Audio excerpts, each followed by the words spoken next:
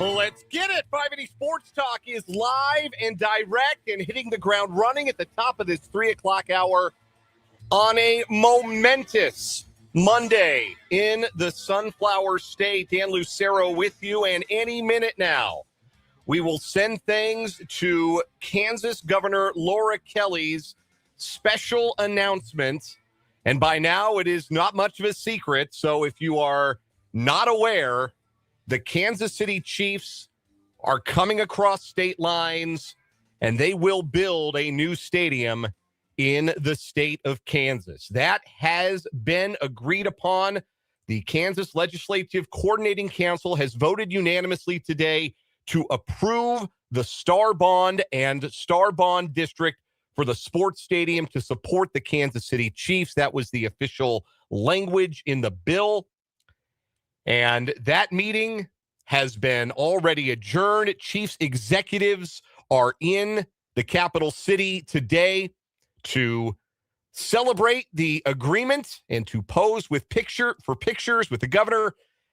And it is official. The Kansas City Chiefs are coming to Kansas. So we will bring you the live audio from Governor Kelly's press conference as soon as it begins. It is scheduled for a 3 o'clock start, but these things, of course, never start on time.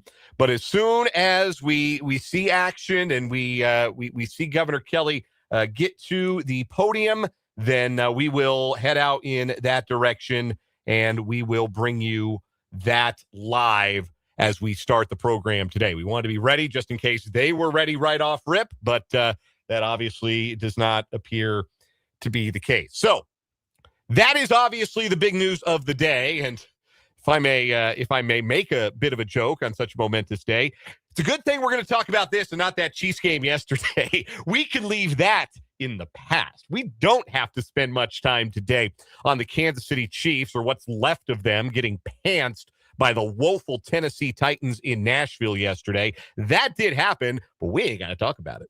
We really don't.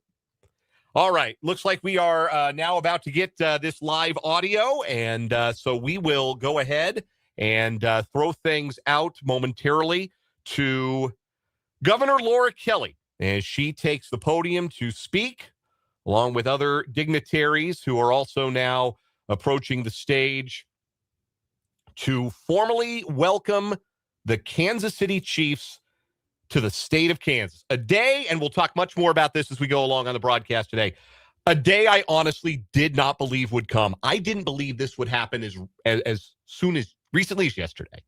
I did not believe that this day would come. But the day is here. And in 2031, the Kansas City Chiefs will be playing their home games in the state of Kansas. The dignitaries are all on stage, and we're just waiting on Governor Kelly at this point to take to the podium. Also on the show today, we're glad you're with us on 580 Sports Talk here on 580 WIBW, FM 104.9, online at 580WIBW.com, and, of course, on our YouTube channel, 580 Sports Talk, and our Facebook page, WIBW News. Also on the show today, first round of the What Is Wrong With You Tournament of Champions. The High Committee has made their seeding choices, selected 4 stories to receive byes to tomorrow's quarterfinals, and we will have 4 head-to-head matchups in the first round of the What Is Wrong With You Tournament of Failed Champions later on today. Matt Verderame, our NFL insider, scheduled to join us at the bottom of this hour. We'll get to him as soon as we are able to do so. And we will also talk about the rest of NFL Week 16, and we will talk about the college football playoff. Got a lot of headlines to get to. It's a jam-packed show today, but right now we're going to throw it out to the State House. We're going to throw it out to, looks like it will not be Governor Kelly speaking first, but we're going to throw it out there right now here on 580 WIBW. Afternoon. I'm David Toland. I serve both as Lieutenant Governor and Secretary of Commerce, and it is an honor to welcome you to this historic announcement. Today has been made possible by a group of dedicated people on this stage, in this room, and around.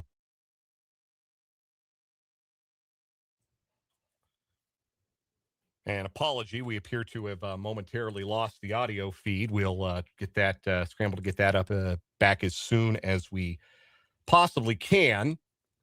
Again, that's David Toland speaking now, and let's go back out to the State House.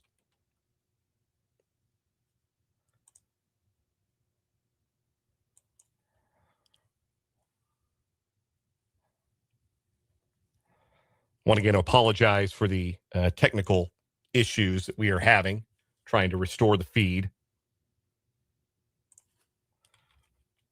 Again, Governor Laura Kelly and others set to speak and confirm the news of today that the Kansas City Chiefs will be moving to the state of Kansas. That will be occurring. And it looks like the target date, the target year is 2031, based on the number 31 on the back of the Chiefs jackets that were handed out today.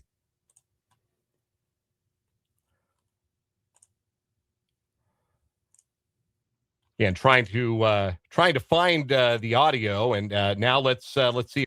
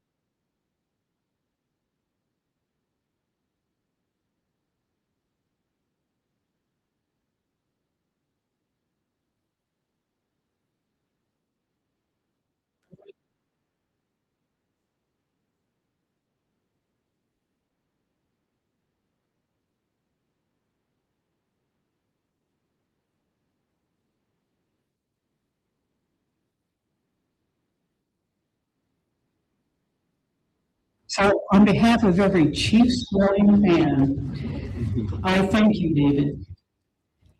But no, I will not be renegotiating your paycheck. Now, in my over 7 years as governor, I've had the privilege of making some really big announcements, but none bigger than this. Today's announcement is truly historic. Actually, it's a little bit surreal. Today's announcement will touch the lives of Kansans for generations to come. Today's announcement is a total game changer for our state. Because today, we are announcing an agreement to bring our beloved Kansas City Chiefs right here to Kansas.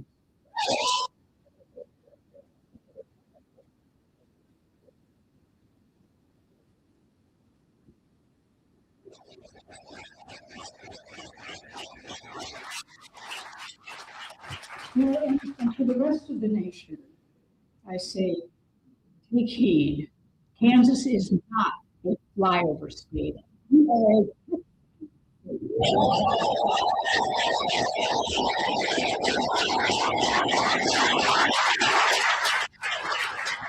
when I became governor in 2019, I first needed to fix Kansas, then grow Kansas. And the way to do that was not only to attract new businesses and jobs to Kansas, but to change people's perceptions of us. People needed to see Kansas for what it is, a place of innovation, a place where big things happen, a place where young people can pursue their dreams. Truly the best place to live, work, and raise a family. A place we're proud to call home. A very good place. And what could be cooler than being home in Kansas City?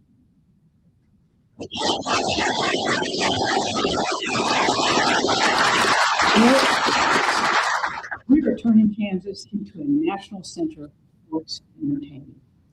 We are making Kansas a tourist destination for the region, for the nation, for the world. The economic impact of all of this is massive. The new stadium will be in Miami County. It will be a world-class facility, the envy of American sports. It will be surrounded by an entertainment district to be all entertainment. Hotels and restaurants, bars and more. Game day will be all. And there's more, a lot more. The Chiefs will establish a new team headquarters and a brand new practice facility in the local.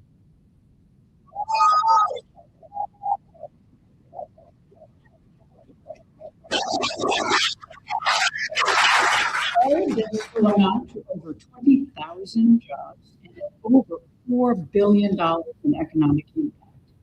And that's just during construction phase.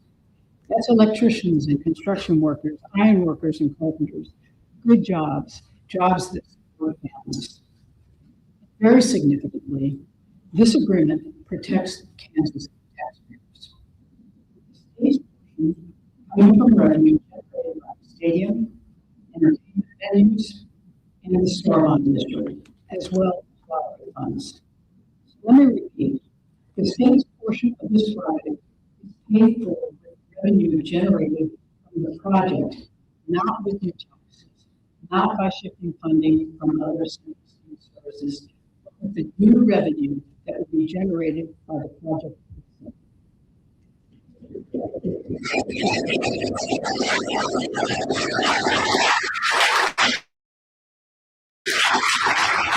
When we talk about the Chiefs in Kansas, it's not just about the dollars, cents, and the new jobs and the prestige.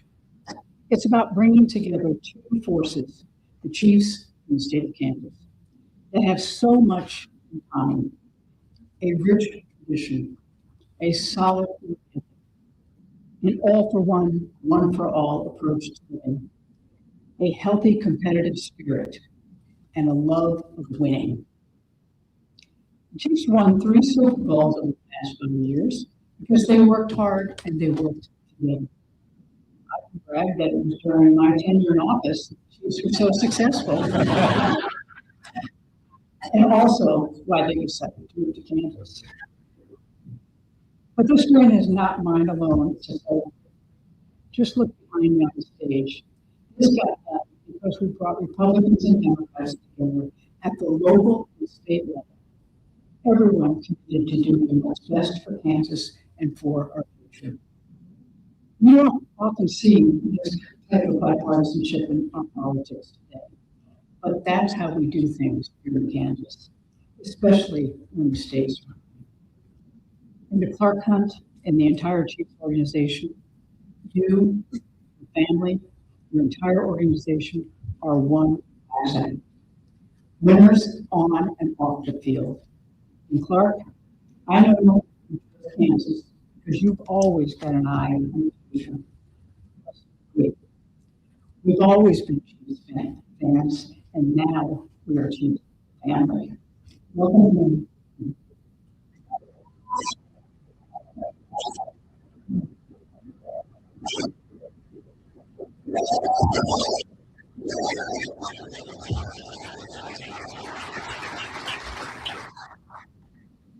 Thank you, Governor Kelly, and thank you all for being here today on this very historic day for the Kansas City Chiefs and the Hunt family.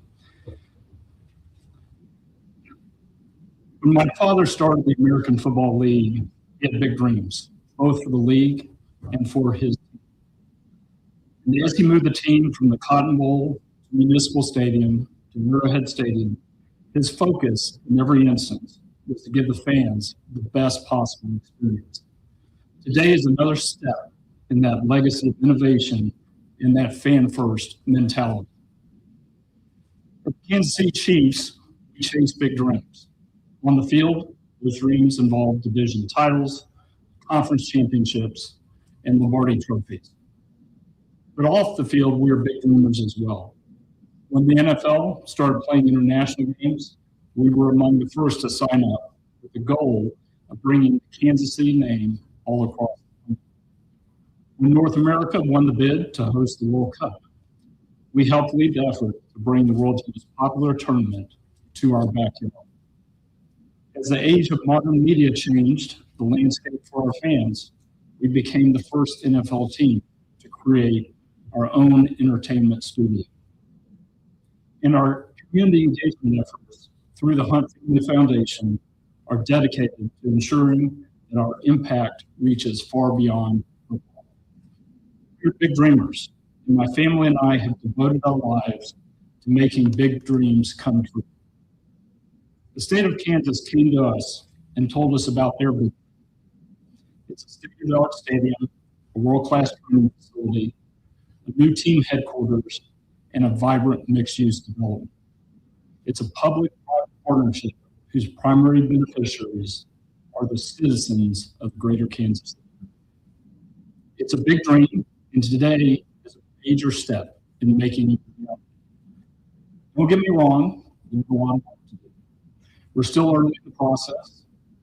Months ahead, we will hire an architect and a contractor and get to work on the 5+ year timeline to build a new stadium. And I can't say enough about our great partners. Thank you, Governor Kelly and Lieutenant Governor Tolan, for sharing your vision. Thank you, Senate President Masterson, Speaker Hawkins, and members of the LCC, for helping to make this vision a reality. Thank you, Mayor Watson, Mayor Bacon, and local government leaders who have joined in their effort. Thank you to Mark Donovan, our team president, for working with leaders on both sides of the state line to make today possible. Chiefs fans everywhere owe you a debt of gratitude. I also want to say thank you to the leaders in Missouri. For more than 50 years, we've had a tremendous partners in Jefferson City, Jackson County, and Kansas City, Missouri.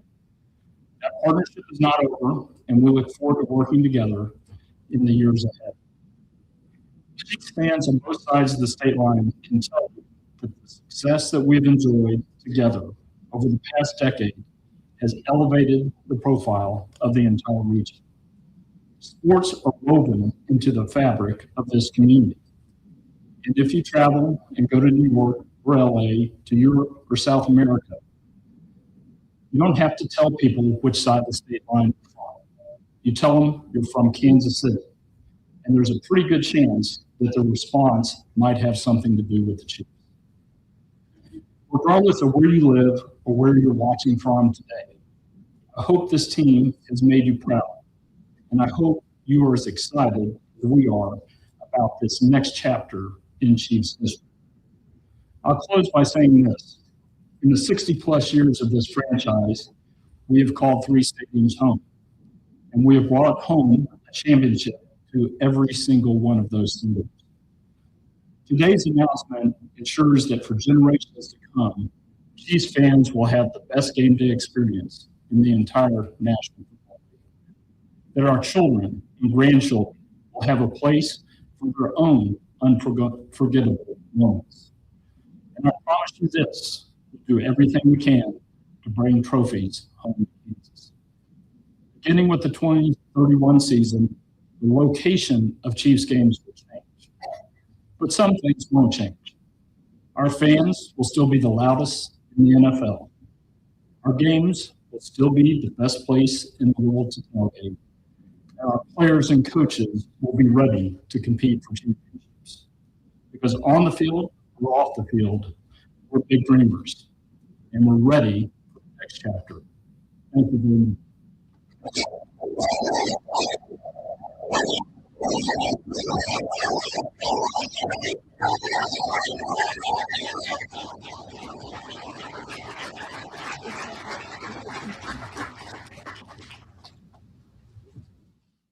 Governor Laura Kelly and Clark Hunt, CEO of the Kansas City Chiefs, now posing for pictures on the stage with a Chiefs jersey numbered 31, as in 2031, which will be the anticipated conclusion of construction and the first year that the Kansas City Chiefs will call the state of Kansas home. So those are the remarks today from Laura Kelly and Clark Hunt on this historic day in the history of the Kansas City Chiefs franchise and indeed the state of Kansas. The Chiefs are moving across state lines. Their stadium in Wyandotte County, their team facility will be located in Olathe, and the process starts now with, again, the anticipation that in 2031, the Chiefs will be playing in the Sunflower State. Obviously, lots more to get to on that topic today. We're going to take a quick time out here. We'll come back. I'll give you my initial thoughts. Want to hear from you today. The text line is open, 785-272-9429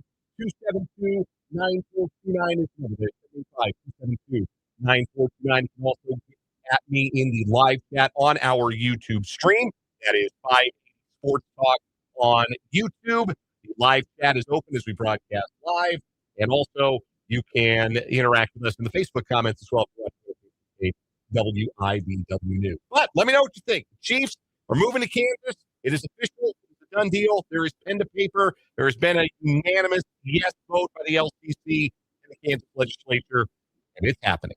We'll take a break. We'll come back. We'll have our initial reaction. Matt Verderame is going to join us, talk about it and the rest of the NFL Week 16 action. We've got What Is Wrong With You? Tournament of Champions first round matchup coming up at the 4 o'clock hour. A jam-packed show today on a historic day here on 580 Sports Talk.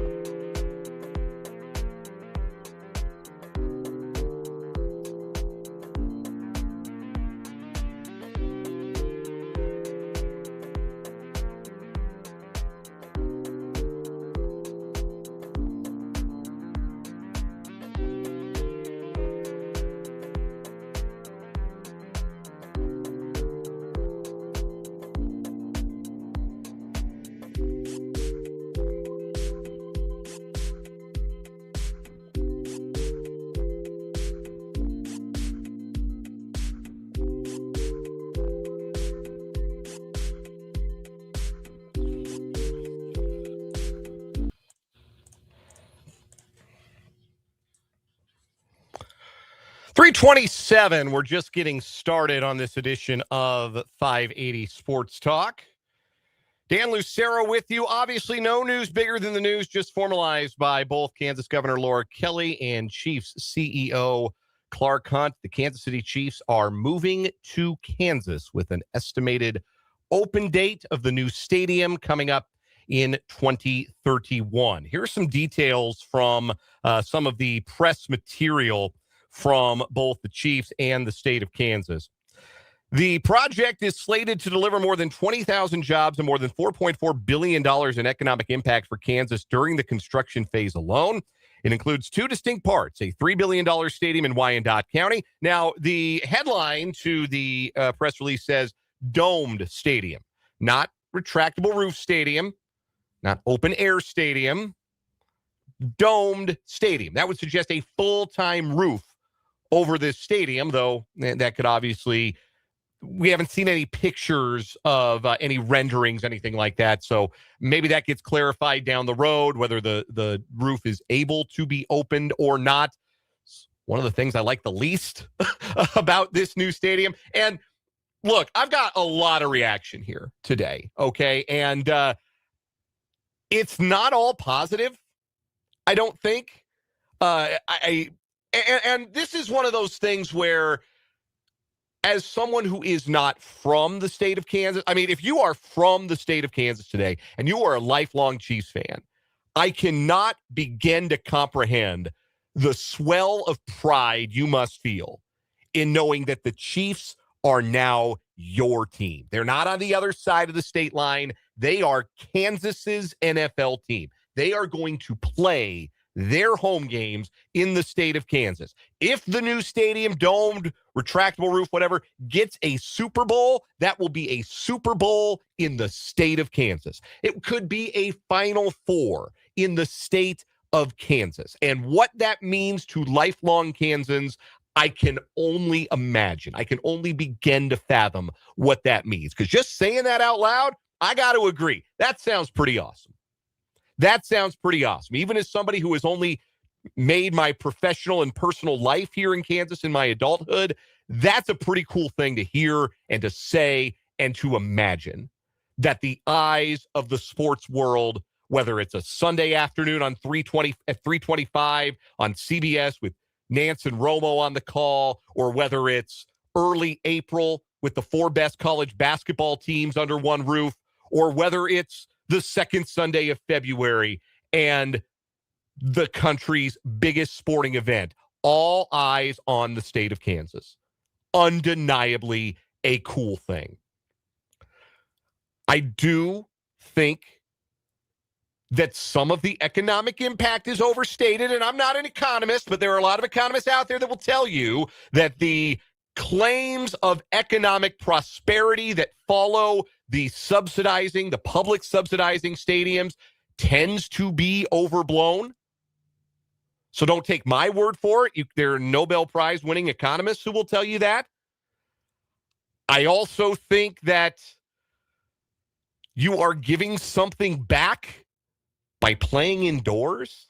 You're a dome team now, or at least 2031. Remember, that used to be such an advantage. You played outdoors in the cold. You get a team like, I don't know, Miami, come to Arrowhead in January, they wilt. You get a team like the Chargers coming in for a meaningful game, they wilt. Well, now you're a dome team too. So what if you got to go to Buffalo? What if you got to go to Denver? Although I guess they're probably going to build a dome too. Let's be real honest. Everybody in the AFC West will be playing under a dome by 2031, 2033, whenever the Broncos get their stadium done. Because they want a dome too for all the same reasons that the Chiefs want a dome, which is not for the comfort of their fans. It is for Final Fours, Super Bowls, and concerts.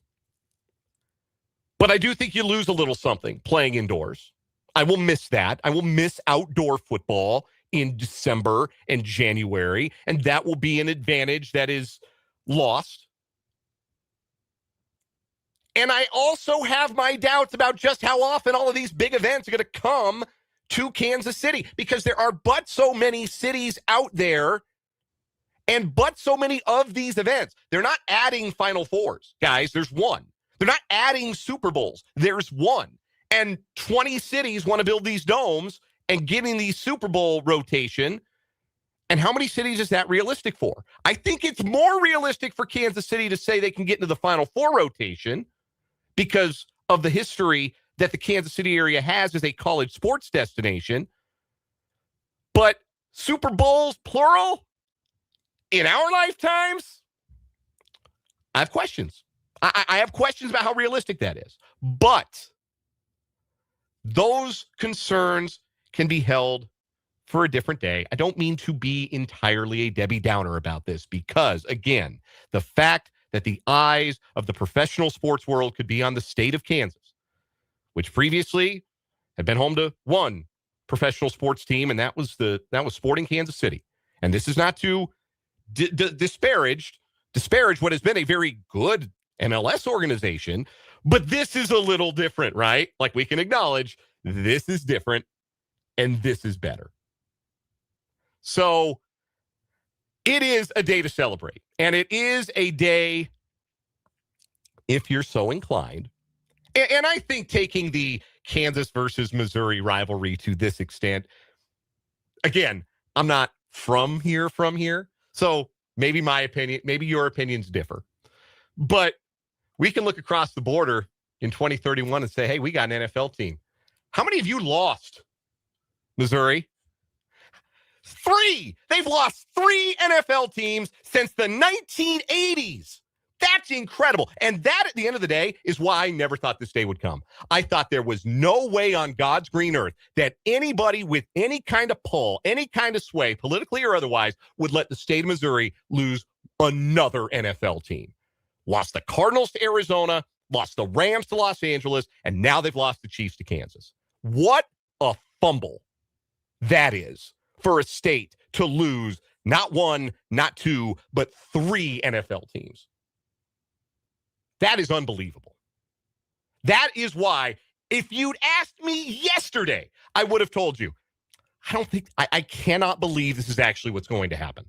I cannot believe that Missouri is going to let this happen. It's happening. The Chiefs are moving to Kansas. Missouri loses a 3rd NFL franchise in my lifetime. And folks, I'm not that old. I'm old, but I'm not that old. So again, renderings, artist renderings, and plans for what the stadium is going to look like, what the parking lot is going to look like, all of these things, they'll all come in due time. Doesn't look like that's going to come today. And that's fine. We'll see those things and react to those things later down the road. I think we can all sort of guess at where the stadium is going to be in Wyandotte County, have a pretty good idea of where they're going to put it, where there's room to put such a thing, and also where the team facility in Olathe is going to end up. There's time enough for all of that, and there are time enough for the questions and the concerns about, all right, how much money is this really bringing into Kansas? How much benefit is it for us? But you know what? Maybe all the benefit you need to see as a fan today is that you can go buy a shirt that says Kansas Chiefs and wear it to see your relatives in Columbia or Boonville or Springfield or St. Louis or wherever and say, hey, they're our team now. Because they are. They always were, but now they are. Chiefs are our team. Kansas's team now. That's a hell of a day. That's a hell of a piece of news to really to wind down 2025 with. And it keeps us from having to talk about that god-awful football game yesterday at length on today's edition of 580 Sports Talk. So if nothing else, I am grateful for the timing, meaning I don't have to grind the Chris Oladokun tape from yesterday's 26-9 loss to the Kansas City Chiefs. One of the worst Chiefs days of the Andy Reid era, followed by one of the most momentous days in franchise history and really in the history of the state of Kansas. We're going to take a break here on 580 Sports Talk. When we come back, Matt Verderame, our NFL insider, is going to join us. We get his reaction to today's Chiefs news, as well as all the rest of the reaction to a wild Week 16 in the National Football League. Plenty more reaction to the Chiefs moving across state lines coming up in the 4 o'clock hour, plus our What Is Wrong With You first round matchups in the Tournament of Champions. We got Week 16 thoughts. We've got some college football playoff thoughts. We got a jam-packed show. So stick around. Plenty to get to on this edition of 580 Sports Talk.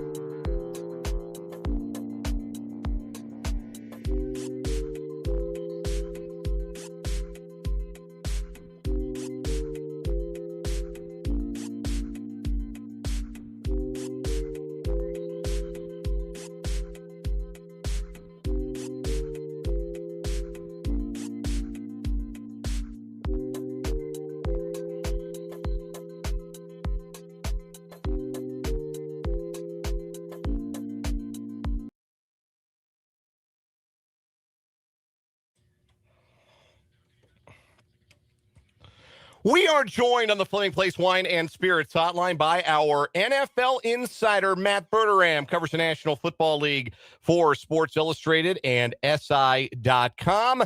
Also appears on That Football Show on the KC Sports Network and has his own subscriber-only Patreon, The Matt Verderame Show. And Matt, big day in Kansas City Chiefs history, big day in the history of the state of Kansas. Your initial reaction to the Chiefs announcing the site for their next stadium will be on the other side of the state line. Listen, I mean, I think if you're somebody from Kansas, it's probably the biggest news. You're a sports fan anyway that you've had in quite some time. I'm not surprised. You know, when you're Clark Hunt, let's be real. This is about dollars and cents, and he's looking at this thing thinking, I can make 9 more cents. That's worth it for me. He can, you know, realistically, basically build what he wants and get what he wants. It'll be interesting to see what they design. I would imagine it'll be an enclosed stadium, which was the purist of me, the football fan of me. I hate domes, hate them. So, that part of me rebels, but the practical person in me says, if you're Clark Hunt, what would you do? Well, that's what you would do. You would do exactly what he did. Yeah, I was going to get to that. The press release says a domed stadium. I don't know if that's a full dome or a U.S. Bank Stadium type design or a retractable roof like they have in some other places. Certainly you understand the perspective of the Chiefs wanting to bring a Super Bowl to Kansas City, bring a Final Four to Kansas City, concerts, things of that nature. But strictly from the Super Bowl side of things, you've got lots of cities wanting to build domed stadiums and get into the Super Bowl rotation. Denver Stadium is going to have a roof. Cleveland is going to put a roof on their stadium out in the suburbs. I'm sure Chicago, if they ever get one built, they ever get their, poop in a group in that front, would love to have a roof on their stadium. How realistic are the chances that the Chiefs as an organization do not only pull off a Super Bowl, but in our lifetimes, Matt, multiple Super Bowls coming to Kansas City? Multiple Super Bowls is going to be hard because the area is just not built to take on that amount of foot traffic. Like I don't think people understand. A lot of times you hear the Super Bowl and go, oh yeah, the Super Bowl is warm weather. There's so much more that goes into it. I mean, you have to have an enormous infrastructure to be able to do that. There's a reason, like for an example, they did it one year in Jacksonville and never did it there again. They were putting people on boats to sleep, like literally. They couldn't fit everybody, and that's the challenge. Now, here's the plus side: if you're somebody in Kansas or Missouri that wants Super Bowl, Clark Hunt has enormous pull in the NFL. I do think they'll get a Super Bowl there. I think they'll get one in there. They'll do whatever they have to do. They'll build up, but it's tough. I've covered a lot of Super Bowls. You go to Atlanta, and it's a city that is somewhat built to handle stuff like that. Miami's certainly the case. Vegas, definitely the case. New Orleans, it's a city with a million places to stay. That's going to be the challenge. I think they'll get one, multiple, especially with all the cities vying to get in there now. It's going to be hard. Matt Verderame is our NFL insider, joining us on the Fleming Place Wine and Spirits hotline on this edition of 580 Sports Talk. Joins us every Monday at this time. Boy, it's a good thing this news came out today, because that means I have to spend less time on this program talking about the Chiefs game yesterday. And the less said about that one, the better. How justified is the frustration for fans watching the Chiefs put out that performance? And to a certain extent, it's understandable because you got Chris Oladokun playing behind 2 rookie tackles. There's but so good the offense is going to be. But at the same time, it seems like we saw way too much of the old guard, and the guys we already knew weren't good enough, and the scheme we already knew wasn't good enough, and not enough of guys who might be able to impact winning in 2026 and beyond. How justified is that frustration this morning? All of it. It was an embarrassing performance, and I don't mean by the players. The coaching staff. I have been somebody who all year, as bad as this has been, has laughed at people who have said, you got to fire Andy, you got to move off Andy Reid. And listen, I'm going to be perfectly clear. There is no world I'm firing Andy Reid. Not after this season. However, that was, of all the things that he's done this year, and I think it's one of the worst coaching jobs I've ever seen of a team that has the talent that they have. That is one of the most egregious games I've ever watched from a head coach at any level in any sport. You are there with no chance of making the playoffs. You have a backup quarterback. I understand you're trying to win games. That's your job. That's fine. You need to be playing young guys and figuring out what they can contribute going forward. To play Juju Smith-Schuster 91% of the snaps, if Andy Reid wasn't Andy Reid, he'd be fired. Like that is, there's no defense for what went on in Tennessee on Sunday, and they got killed anyway. Like it wasn't even like they went out there and did that in a 130-3. They got pummeled. Like I don't know what the thought process was. I will say this for a lot of fans out there, and I've heard from plenty of them over the last few weeks, who want change. I think you're about to get it, because I can tell you right now, I've talked to people in that building. It is not sitting well. Like I would be surprised if there are not some changes in that coaching staff, whether that's Matt Nagy, whether that's Dave Tobe, whether that's a bunch of position coaches. Like I don't think there's any world where they're ending this season and going to the podium the following day and going, yeah, I feel good about this. Going to roll it back. Like that is not going to happen. Not after what we've seen. And I think yesterday was kind of the exclamation point on all that.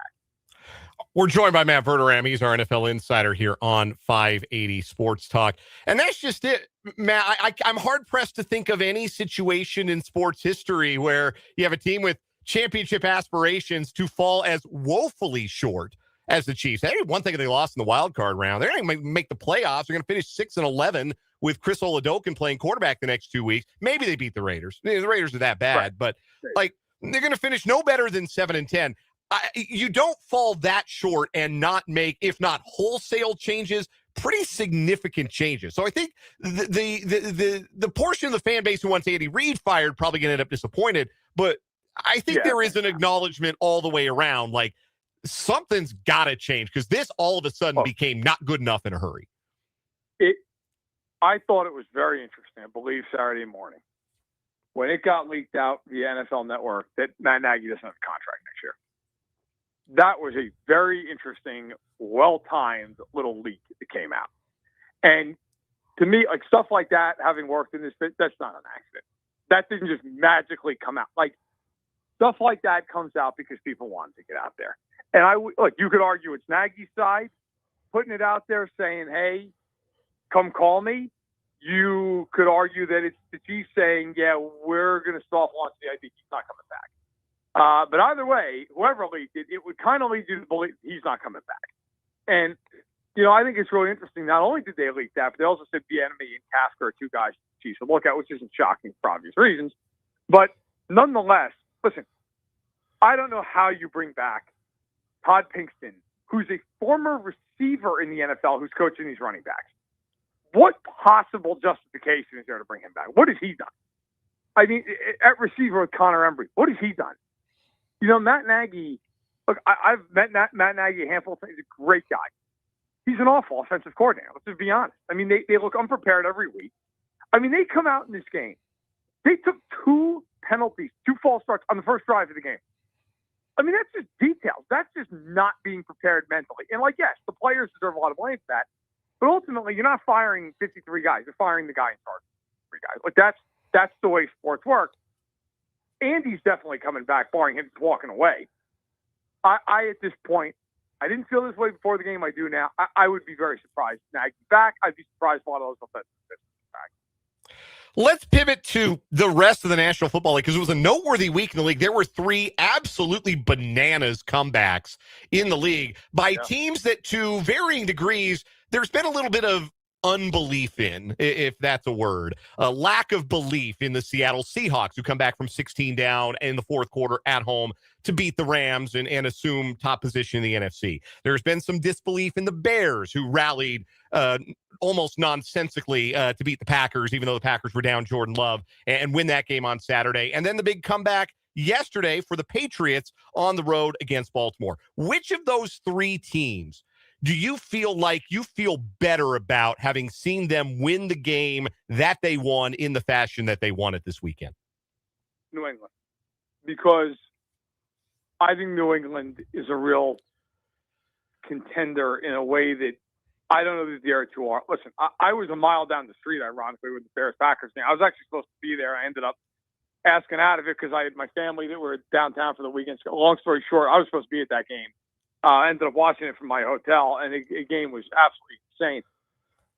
And I think sometimes while those games are awesome, like if you really look at that game, the Bears had 9 points with 2 minutes left in the game against the Packers team that was basically the JV squad. And they couldn't do anything and needed a borderline miracle to win that thing.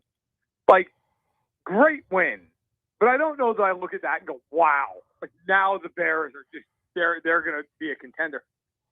Seattle is a fantastic team. The quarterback scares the hell out of me. I mean, just every time he drops back, it feels like everybody on the Seahawks sidelines holding their breath. But you got to give it to them. I mean, they come back, they win a crazy game. But I thought the Patriots winning that game in Baltimore. You're coming off a loss against Buffalo. You shouldn't have lost that game. Then you're down 11 points in the fourth quarter. And for all the world, just sitting there going, oh, man, okay, now they're 2 in a row. And all of a sudden, the wheels kind of coming off. For them to drive down twice, score twice, win that game, I think really said a lot about the coach there. I think it says a lot about the quarterback there. It's young and coming of age. I think right now, New England, you can make a real case. New England and Jacksonville are the 2 best teams in the AFC. It's crazy, but you could really make the case. I wanted to get to Jacksonville, too, with Matt Verderame, our NFL insider here on 580 Sports Talk, because Jacksonville goes to Denver, tough place to win, and stops a Denver winning streak that had commenced on the last day of summer. They'd won 11 in a row. That game say a little bit more to you about Jacksonville, or did that game maybe reveal the warts that we've kind of thought Denver had all along? I think kind of both, but I'll focus on Jacksonville. Look, I think you've got to be fair here. They're on a 6-game winning streak. They scored 34.1 points per game during that stretch, and they are annihilating. I mean, they beat Denver by 14. They beat the Jets by 28. They beat Tennessee by 22. They beat the Colts by 17. I mean, they have just dominated. Lawrence is playing great football right now. That is a good football team. Like early in the year, I thought they were kind of living right. The last half of the year, they're not living right. They're just smoking opponents one after the next. If Lawrence continues to play like this, look, they're a real threat. The interesting thing for me with Denver, it's an empty calorie game with Knicks. Because Knicks threw for 1 billion yards. If you actually watched that game, like he was all right, he was fine, but there was nothing to write home about. Denver losing that game makes Saturday with the Chargers and Texans extremely intriguing. But both those teams are going to make the playoffs. In fact, the Chargers can clinch tonight with Colts. But if the Chargers win that game in Houston, against Houston, it's in LA, regardless of what happens Christmas night, which I don't think we know what's going to happen Christmas night with Denver, Kansas City. The Chargers and Broncos play in Denver week 18. That becomes a winner-take-all game for the division. If the Chargers win, they win the division, they'd probably be based on the math of 2 or 3 seeds. If Denver loses, they would go from the 1 seed to what is probably the 6 seed. I mean, you want to? Can you imagine having an 11-game win streak and the Chiefs are a disaster and you end up being a 6 seed? I mean, that's what Denver's looking at if the Chargers can win the next 2 games. All right, last one for you, Matt. We got about 30 seconds here. If not for the Chiefs, how much more would we be talking about the Detroit Lions being one of the biggest disappointments in the NFL this season? Oh, a ton. I mean, I think we should talk about it, man. I think they're the NFC's version of the Chiefs. The 2 games better, but I mean, my God, the Chiefs pounded them earlier in the year. Look, Detroit, that's a miserable year, and there's real questions to be answered. And I got to tell you, not to pivot from the question, Baltimore too. I mean, you got to look at Baltimore and go, you're 7-8 in a division that is god awful. I mean, how are you 7-8 in that division? Are you kidding me? You couldn't win 10 games in that division? The Ravens, I really wonder if this is going to be the end of Harbaugh in Baltimore. It feels like we might have hit the runways end at this point in Baltimore. Matt Verderame covers the National Football League for Sports Illustrated and SI.com, and he appears with us on 580 Sports Talk every Monday on this program on the Fleming Place Wine and Spirits Hotline. Matt, we are off next Monday, so we'll get to you the Monday after the end of the regular season. Until then, Merry Christmas and Happy New Year to you and yours, my friend. Hey, same to you. Take care. That is Matt Verderame. We'll take a quick timeout. We'll come back with the good, bad, ugly from the weekend that was, and then lots more reaction in the 4 o'clock hour to the big news of the day. The Kansas City Chiefs are moving to Kansas. That is coming up on 580 Sports Talk.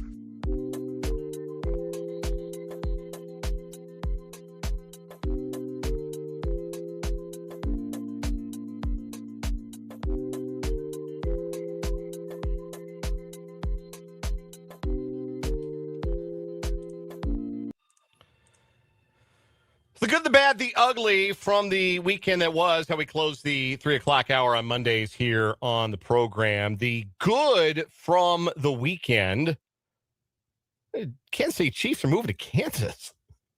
It's cool. It's really cool. Doesn't mean I don't have questions. Questions that I'm going to be curious as to what the answers really look like. But the Chiefs are moving to Kansas. As unthinkable. Unthinkable. I did not believe it. I did not believe the day would come. And the day has come. So that's the good. The bad, poor Gardner Minshew getting rolled up on first drive of his first start as a Chief and doesn't tear his ACL, but suffers a knee injury significant enough to put him on IR and really puts the Chiefs in quite a bind regarding what they're going to do at quarterback and backup quarterback specifically next year if Patrick Mahomes isn't ready for week one. The ugly, I could go a lot of directions with my ugly. I'm going to keep this one personal. I slammed my dang finger in a car door today. I guess that's not from the weekend. I did today. Went out with lunch with my wife, shut my middle finger on my left hand, my dominant hand, in a freaking car door. And I cannot tell you how much it hurts. But you got to play hurt in this business sometimes. Coming up in the 4 o'clock hour, more reaction to the Chiefs announcing their move to Kansas and the first round of the What Is Wrong With You Tournament of Champions. That's next.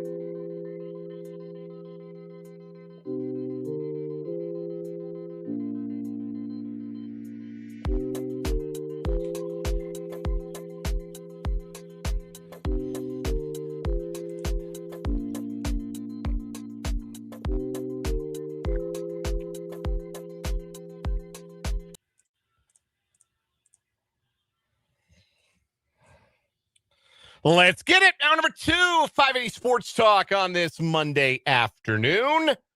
Thanks so much for being with us on the Sports Voice of Kansas, which, if you haven't heard, in 2031 will be the home of the Kansas City Chiefs. 580 WIBW FM 104.9, online at 580WIBW.com, and in living color on our YouTube stream, 580 Sports Talk, the name of the channel, WIBW News on Facebook. And if you're streaming live, you can see that Brendan Dworzinski has joined us, graced us with his presence on this Monday. What's up, man? What's up, folks? Glad to have day. you. Big day. Big day. Big day. We may as well start there. We may as well just fly into this. I, honest to God, never thought this would happen. I thought there was no way in hell Missouri would lose a third football team in 40 years. Wow. And listen. Wow. There are arguments to be made that the billionaires ought to be able to pay for their own damn stadiums. And you know what? There is an extent to which I agree with that argument, that there is better use of our tax dollars and public funds than fronting the bill for 60% of this brand new football stadium coming to Wyandotte County. I am sympathetic to that argument. I even agree with it to a large extent. But at the same time, there are 32 NFL teams, and I don't know that a whole lot more are coming in my lifetime. I don't know we're going to see like a 45-team NFL, right? Like, it's a pretty exclusive club, the National Football League. And now Kansas is in it. And in 2031, they're going to be in it as one of the states that hosts an NFL team. Isn't it wild that, Kansas leaving the club of doesn't have a Big Four sports team? I know Sporting Kansas City was having some fun on social media today, like, hey, we're over here, we're over here. Right. But yeah, I mean, come on, let's be realistic here. It is kind of amazing. And the fact that, look, this is not a political statement here. Like, this is not a Republican Democrat statement. Like, Laura Kelly's Q rating has to be going through the roof right now, right? Like, I'm the governor who got the Chiefs here. Right. Like, that's something she and the people who follow her and support her and come after her are going to ride forever. And I mean, it's just, I'm with you. I'm 100% with you, Dan. I never thought it was possible that the state of Missouri would lose them, because after the complete debacle that was the Rams leaving, because that's what it was. Like, let's not sugarcoat it at all. That was a complete joke in every degree. I figured there was no way that they would do anything the Hunts wanted. And to a degree, if you're a taxpayer on that side, to the point you're making earlier, well, I might not like the Hunt family. I don't. The Kansas Cityans had their say on this. They voted. They said no. Yes, they said hell no. And yeah, definitively. And look, I think the one negative about not taking questions at this so it wasn't a press conference, it was a statement. It was a statement, yeah. The one negative is I would have loved for someone to push back on, where's the proof of that $4 billion increase in economic activity? Because all those numbers are always nonsense. But that being said, and I've said this for a long time, and I honestly mean it, there is value, even if you can't quantify it economically. And even if it is exaggerated economically. There is civic pride value. There are all kinds of civic values in having a sports team that you can rally around. That is meaningful. And let's be real, even if it doesn't meet a $4.4 billion quantity and qualification, you don't think that people in this state are going to take a lot of pride in having an NFL team when there's never been a pro sports top 4 league team ever in this state? That means something to people. Yeah, think about the history of professional sports on this side of the state line. You've got the Scarecrows. Yeah, you've got minor league hockey, minor league baseball, indoor soccer. They still love the Wichita Wings down in Wichita. I can attest to this. You've got Sporting KC. You've got that brief period of time where the Current played at Legends Park. Yeah, Like, that's true. That's it. Like that's what you're talking about here. This makes the state of Kansas major league. Yeah, it's always been, to a degree, like, well, we root for the Kansas City teams because, that's the closest city with a team. Mm-hmm. Wichita hasn't had that. Topeka hasn't had that. Hayes hasn't had that, wherever. So now to have that within these borders, that is a big deal, and that is meaningful to a lot of people and in a lot of ways.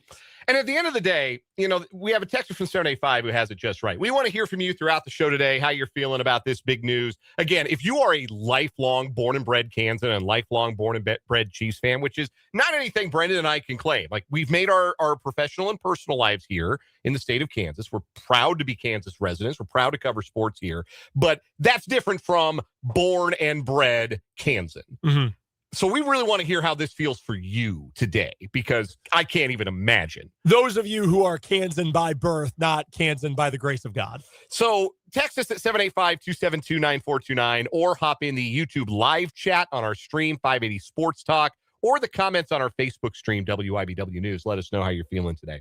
This text from 785 is right, talking about the Hunts. He had the luxury of playing two states against each other without really moving. Why not see which state would pony up? If they're offering, why not let them? So I went and looked this up. There was the Show Me Sports Investment Act, which was signed into law in the state of Missouri, and it subsidizes professional athletic facilities such as stadiums through annual appropriations up to stadiums' baseline tax revenues for 30 years, capped at 50% of project costs.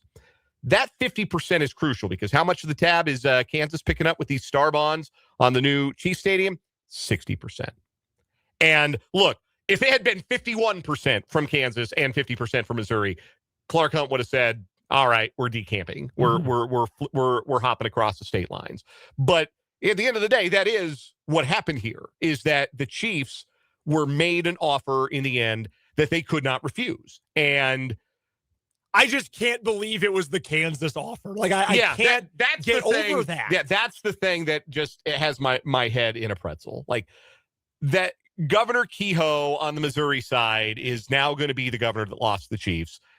And that'll be tacked to him for the rest of his political career. And to what extent Laura Kelly has a political career left, obviously she's term limited here as a governor in the state of Kansas. That will be the thing that follows her. She is the governor that got it done and got the Chiefs to Kansas. We have a texture here from the 785. And again, if you want to text in, 785-272-9429. Our 785 texture says, lifelong Kansan here, super excited they're moving to Kansas, but it will be impossible to create a stadium as special as Arrowhead is. I actually agree in full with our texter. Yes. Because new stadiums stink. Like, they're beautiful in terms of like amenities and sleekness and all of that. Yes, the bathrooms will be cleaner, and if it is a retractable roof, you won't have to sit in the rain in September. There will be things that will be loved, and there will be traditions that are new to go with the traditions that make the move. Final Four is going to come back from Arrowhead Stadium. Yeah, I think we're going to get a Final Four in Kansas City for the first time since 1988. Man, now Missouri really has never been to a Final Four. Got him. And the Super Bowl. Like, we had Matt Verderame on the 3 o'clock hour, and he says, look, the Hunts have enough stroke with the NFL that them getting a Super Bowl is extremely realistic. And probably not long after the new stadium opens, Kansas City's going to be able to jump to the front of the line and get a Super Bowl. But yes, game day at new Chiefs Stadium will not be game day at Arrowhead Stadium. And there's no replicating what that was. And I can attest to this, having grown up in a city that replaced its football stadium. I remember going to Bronco games at the old Mile High. And I have been to games at the new Mile High, which they're going to tear that down and build a dome stadium because they want in on all this, A, taxpayer money, and B, Super Bowl Final Four fun in the Mile High city too. But it's not the same. Like, no. The old place always has that history, that aura, that charm, that rattle to it. And it won't be. It won't be the same. Tickets will probably cost more. You're going to price out some diehards. That's a fact. That makes stadiums a little less loud. It was rocking in Denver yesterday. You watched that game on TV, Denver-Jacksonville. That stadium was rocking pretty good. Nothing compared to what it used to be. It's not close. And it's not just me saying this. It's people who were much more invested in the Broncos than me will tell you the exact same thing over the years. So, yes, 5 more years at Arrowhead for the Chiefs. If the open date of 2031 is met, cherish those. Because what you get will be new and it will be special in its own way, but it won't be that ever again. And there will be time enough to mourn that when that time comes. When the 2030 season arrives and it's the final year of Arrowhead Stadium, there will be time enough to mourn what is lost. But I also think that, like, this idea that, well, what will happen to tailgating? They're going to build a big-ass parking lot and you're going to set your barbecue down, you're going to make your ribs. Like, I promise you, you're not going to not be allowed to tailgate at this new place. Like, that's coming. Your loudness. Like, that's one of the things, even we can go to Clark Hunt's press release on this, because the Chiefs obviously released a statement, a letter to the Chiefs Kingdom from Clark Hunt. And he says, the truth is what makes game days so special is you. Seats don't make noise. Concrete doesn't intimidate opponents. Parking lots don't cook barbecue. You do. And that is true. But it is also true that there is no replacing the nostalgia and no replacing the memories and you can't ever really replace a beloved stadium like Arrowhead Stadium. That's just fact. No, that's 100% true. We're getting some great listener interaction. Appreciate you guys. One from John here. Born and raised in Kansas, KU grad. Don't mind sticking it to Missouri at all. I know our guy Jayhawker's been in here saying a lot of the same as well. Jason, our resident Dolphins fan.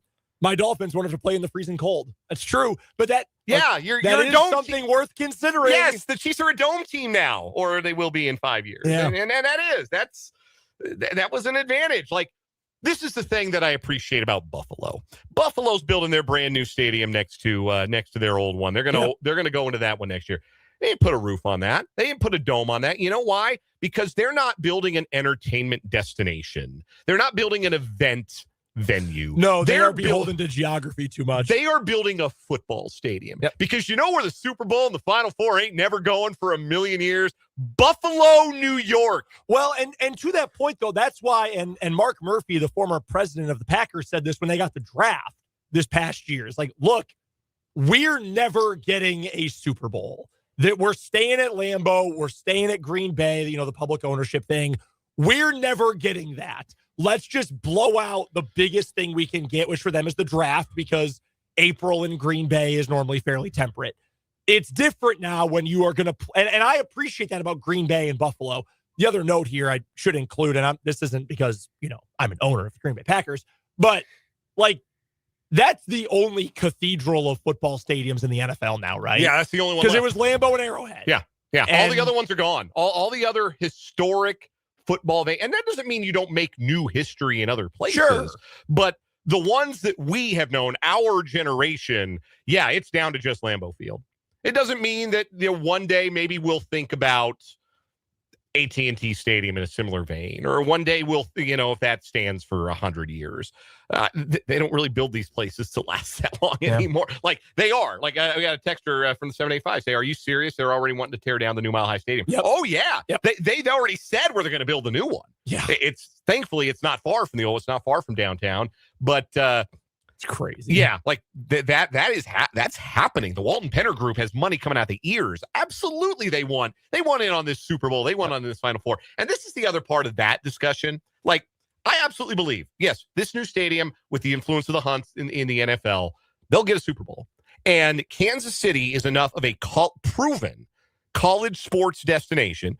Just hosted the Final Four in volleyball. They've hosted lots of regionals. They're one of the few arenas that the NCAA goes to anymore for regionals. Yep. A lot of those have even moved to some of the bigger venues, the domes, the roofed stadiums. They still come to the T-Mobile Center in Kansas City for the regionals.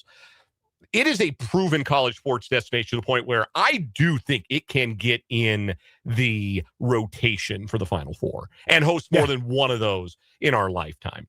But here is... The museum is here. Yeah. Like this is the Chiefs are the straw that stirs the drink, but Kansas City will always be like the center of college basketball. Always.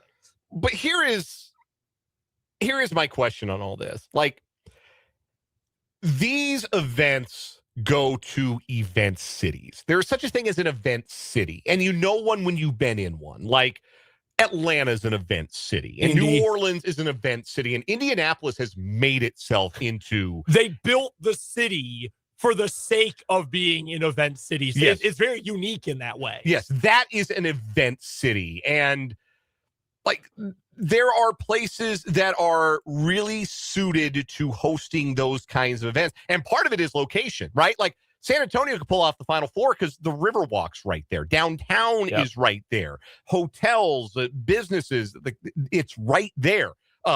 Lucas Oil Stadium in Indianapolis is smack downtown. The Broncos, when they build their new stadium, that's going to be just off of downtown. Yep.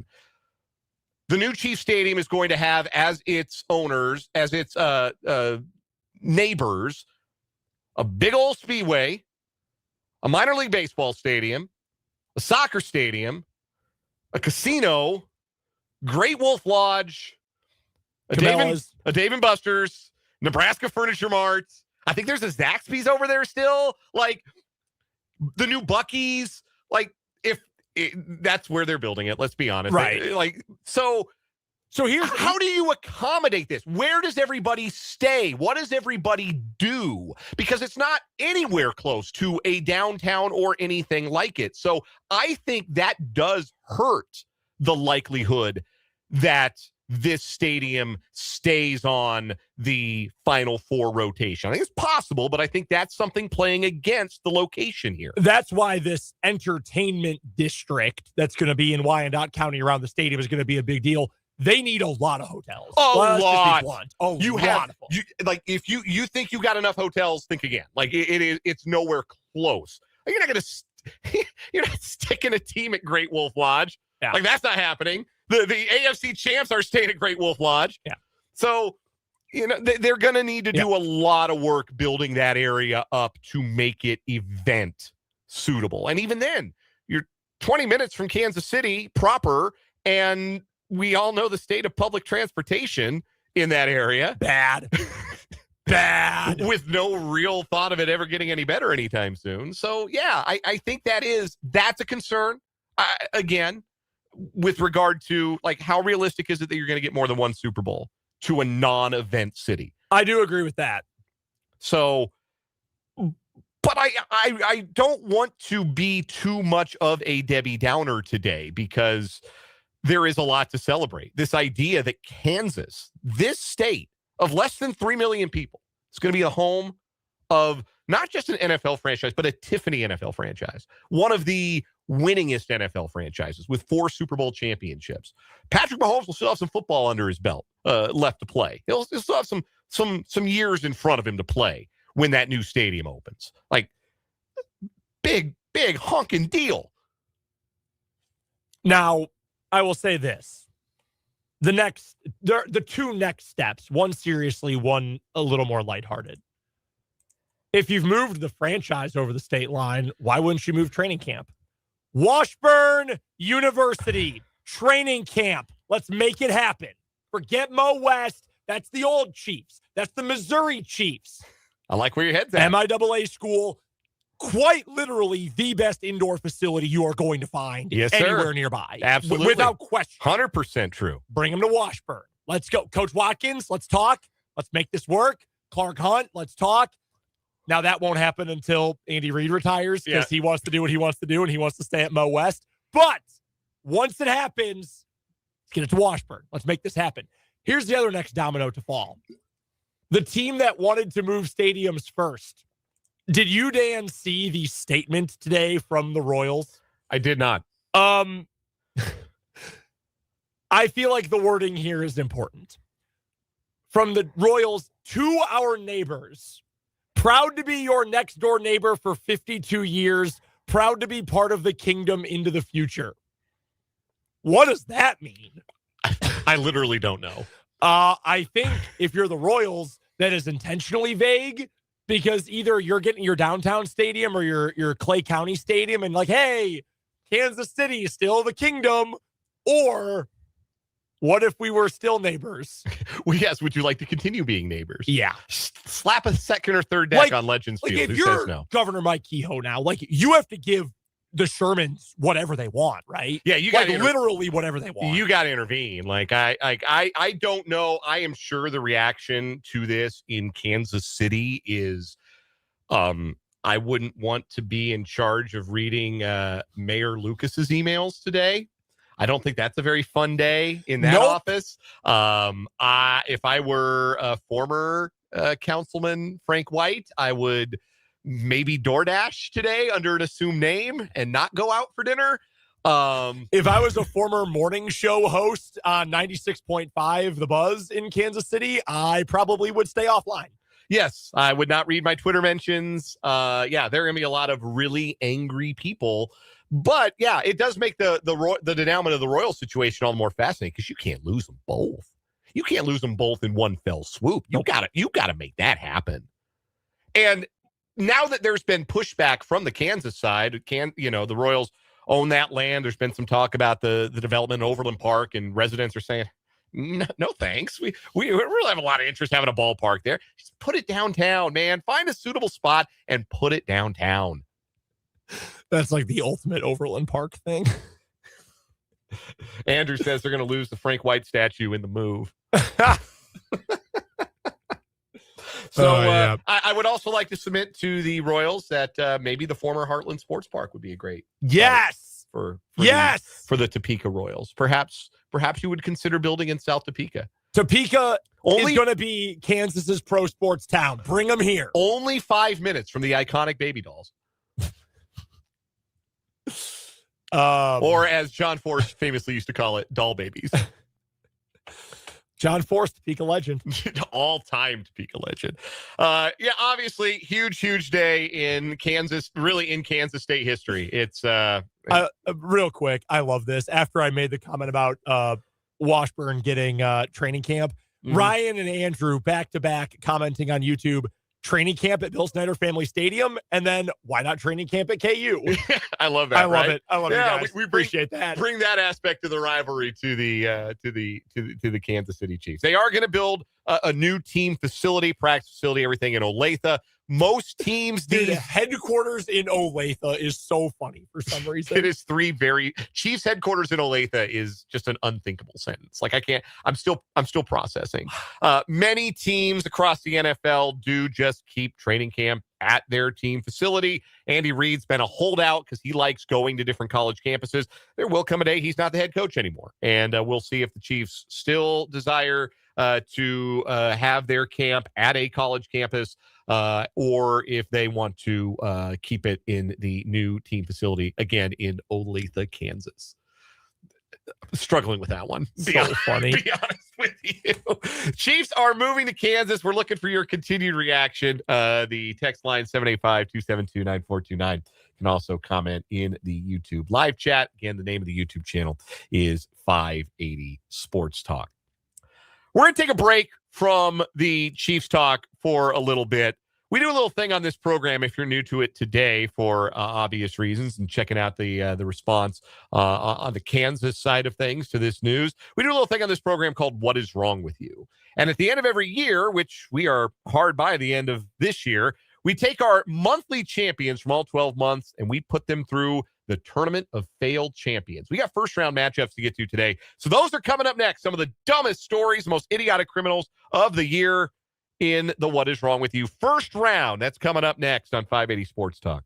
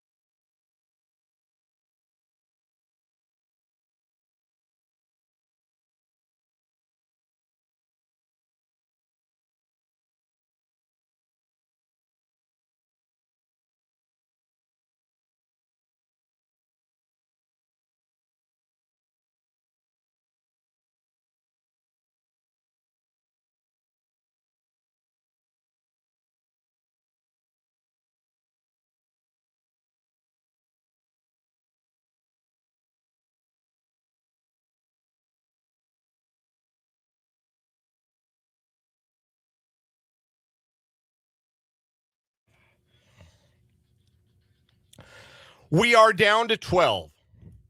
Our monthly champions on What Is Wrong With You for the calendar year 2025. And now, like the Highlander, there can be only one. But in the process of narrowing down our 12 monthly champions to one yearly champion of 2025 for What Is Wrong With You, we have to run some eliminators.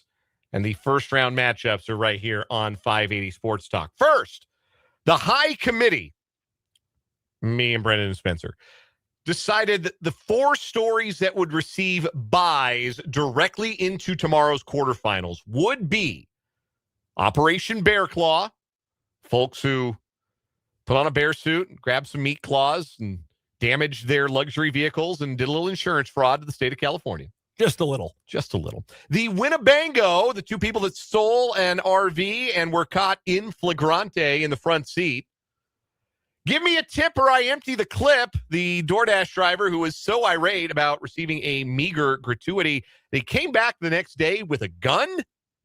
And the fight promoter parent, the woman who arranged a brawl at a laundromat across from a high school because she said they were going to fight anyway. 4 exceptional stories. And we all decided that they deserved at least to move on to the quarterfinals. So those are our buys today. You will not hear more about them until tomorrow. We have 4 matchups in the first round today. We're going to say goodbye to 4 stories. We'll get down to 8 tomorrow. We will get down to 4. And then on Friday, our last show of the year, we will crown a champion. First matchup, our March winner, the Double D drunk driver, the gentleman from Indiana who got lit at a Super Bowl party, like real drunk, like dangerously drunk, like 0.273 blood alcohol content level drunk, and got his car stuck on the railroad tracks, not just because he was drunk, but also because he was distracted because his naked girlfriend was FaceTiming him while he was driving drunk. And he got his car stuck on the railroad tracks. And car didn't survive. He did, but the car did not. That's our Double D drunk driver. That goes up against our May champion, the cool mom, 33-year-old Texas mother who thought Jell-O shots purchased off of Facebook would be an appropriate thing to send to a 5th grade party at a school, not realizing that the Jell-O shots had booze in them. Like every Jell-O shot ever made. Virgin Jell-O shots are just Jell-O and would probably be referred to as such. What is a virgin Jell-O shot? What's the shot of? Papaya juice? Sugar? So that's our first matchup. 2 heavy hitters right out of the gate. Who do you like, Brendan? This is a tough one. I think this is a great matchup. I the more I think about the Double D drunk driver, like, brother, you only have 2 hands. You got one on the phone. Hopefully you had the other on the wheel. Well, I mean, she was flashing him. It might not have been. I mean, it's just as long as you treat it as like a preview of coming attractions. Yeah, you can't enjoy it. Like, wait to get the real thing in 5 minutes. Spencer had it right. They're a lot more enjoyable in person. Right. That being said, just buying a consumable on Facebook Marketplace is sending you down a bad path. Risky there is enough. no way that ends well. And what person ever was like, Jell-O shot? That probably doesn't have alcohol. What are you thinking? I went back and forth on this one, but I'm going with the cool mom. And so am I. So it is unanimous among the hosts that the cool mom is our winner of that matchup. Yeah, buying Jell-O shots off of Facebook is just a wild move as it is. I wouldn't trust those anyway. I certainly wouldn't give them to children, 5th graders. Our second matchup of the first round of the What Is Wrong With You Tournament of Champions can be best described as the meth matchup. I did this on purpose. I figured that was I paired the 2 meth stories. From February, we have the meth cannon. The 2 gentlemen who were spotted outside of a federal prison in Louisiana. They were about to smuggle $112,000 worth of tobacco and $89,000 worth of meth inside of the facility by shooting it over the walls with a T-shirt gun. Hey, it's resourceful. The meth deposit was our December champion. That was a gentleman that left a little baggie of milk in the pneumatic tube while making a drive-up bank deposit. That, of course, was probable cause to search his vehicle. And there was more, indeed, where that came from. The meth cannon and the meth deposit. This is a tough one. This is like when you get a 12-13 matchup in the NCAA tournament. Like, no, I want both Vermont and Murray State to move on. Come on. Getting the two meth stories here. I'm going to go with the meth cannon. I like the meth deposit. It was a good one. Fun December winner.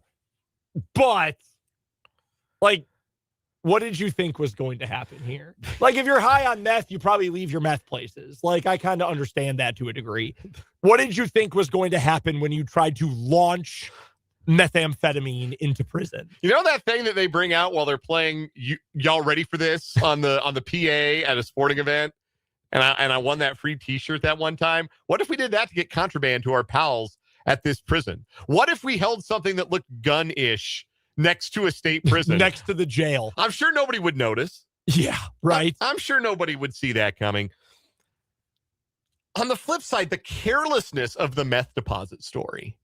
It is careless. Like, just your ID, your credit card, a pen for the deposit slip. You fill out the deposit slip. I don't know if it was a personal deposit or a withdrawal, or if you were, maybe worked for companies doing payroll. Like, you got to check and make sure you didn't leave anything behind. Unless he thought the teller looked like they could use a pick-me-up. Yeah, I guess. So we're at an impasse here. So that means we're going to need audience participation. All right. We're going to take a break between our matchups here on the first round of the What Is Wrong With You Tournament of Champions. And during the break, cast your votes in the YouTube live chat, 580 Sports Talk, the Facebook comments, WIBW News, and the text line, 785-272-9429. The meth cannon or the meth deposit? Your vote will determine who moves on to tomorrow in the What Is Wrong With You Tournament of Champions. We got two more matchups to get to. We're going to get there after this timeout on 580 Sports Talk.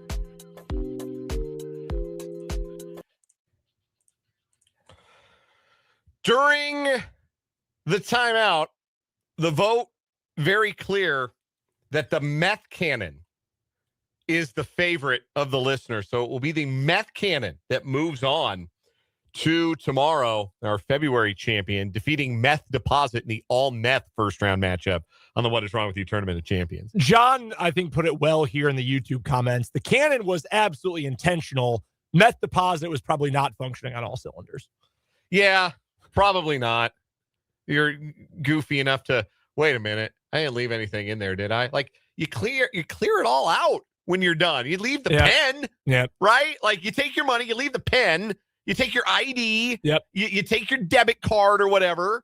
You don't leave anything behind except the pen and your baggie of meth. I had not used one in a long time until a couple weeks ago. It's still fun. Just like when I was a kid and I loved watching it, it's still fun.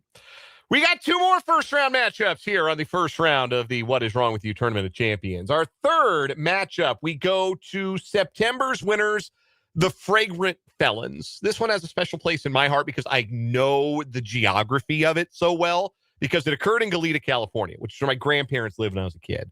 And not only did it occur in Goleta, California, it occurred at the Camino Real Shopping Center, which is across the street from where my grandparents lived. Like, I know this part of California like the back of my hand. I could tell you where these morons got on the highway after they stole $2,000 worth of perfume and cologne from the Ulta Beauty. I know exactly what highway they got. I know where they turned. I can picture it. I can also picture the police pulling over the vehicle and walking over to it, and the vehicle just reeking of cologne and saying, yeah, you can go ahead and cancel that bolo. We've got them. We have located the suspects. Yep. We don't even need to. Oh, I bet they didn't even need to open a window.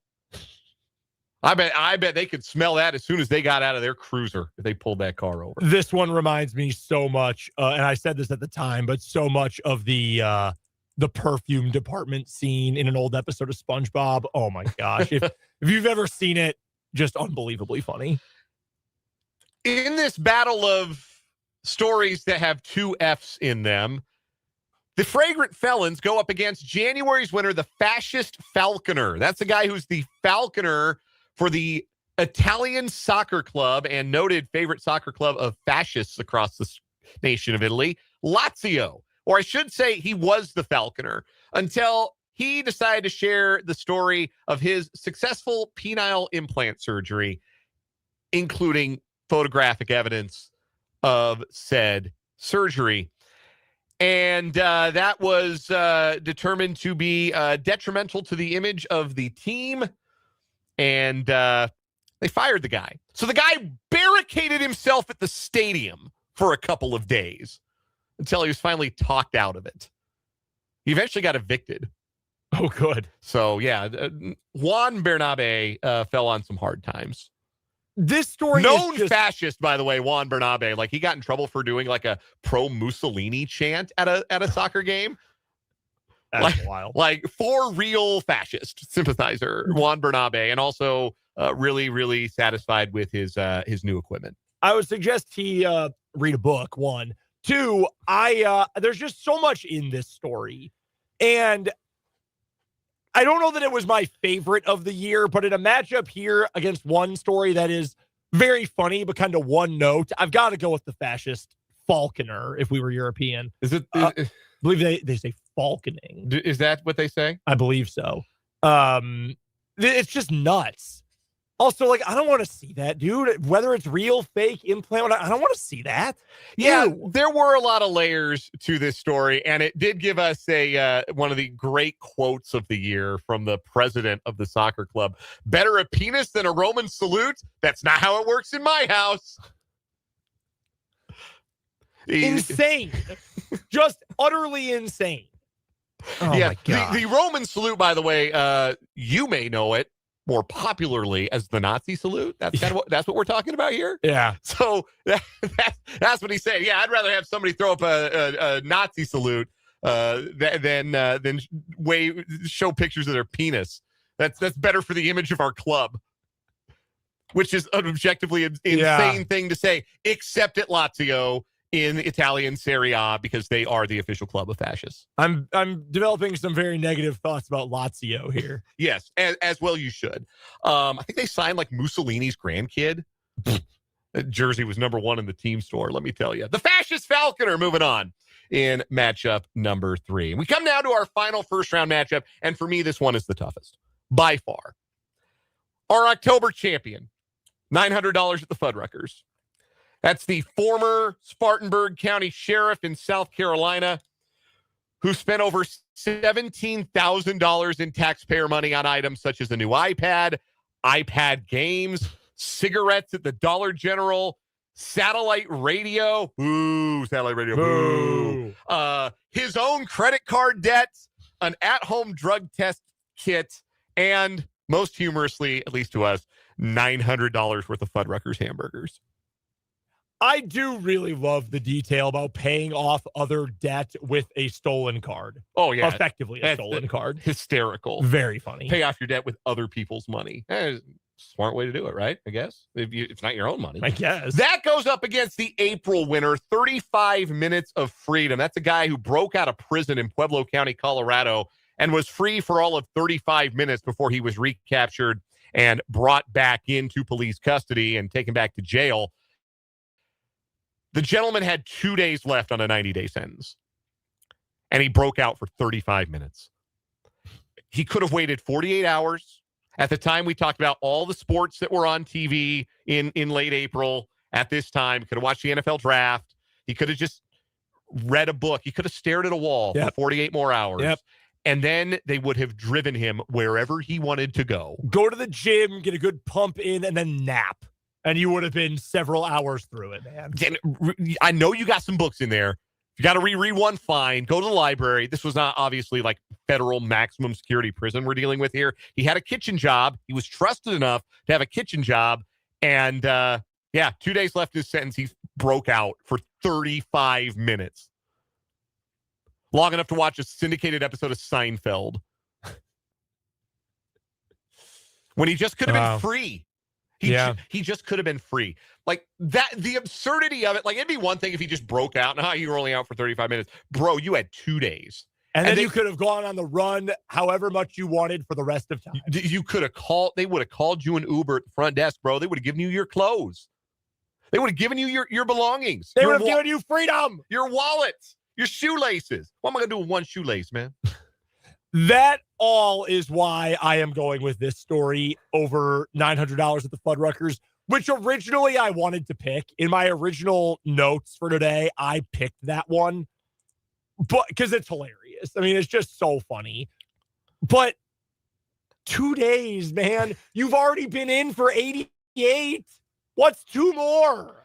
30. And then you can do whatever you want forever. He was originally sentenced to 90 days, like for criminal mischief, petty crime. Like this guy is not a hardened criminal. He's just doing dumb enough stuff to get him thrown in a lockup for 90 days. And now he's got felonies. What was very funny is he had previously escaped a staff secure facility back in 2017 and got 60 days for that escape.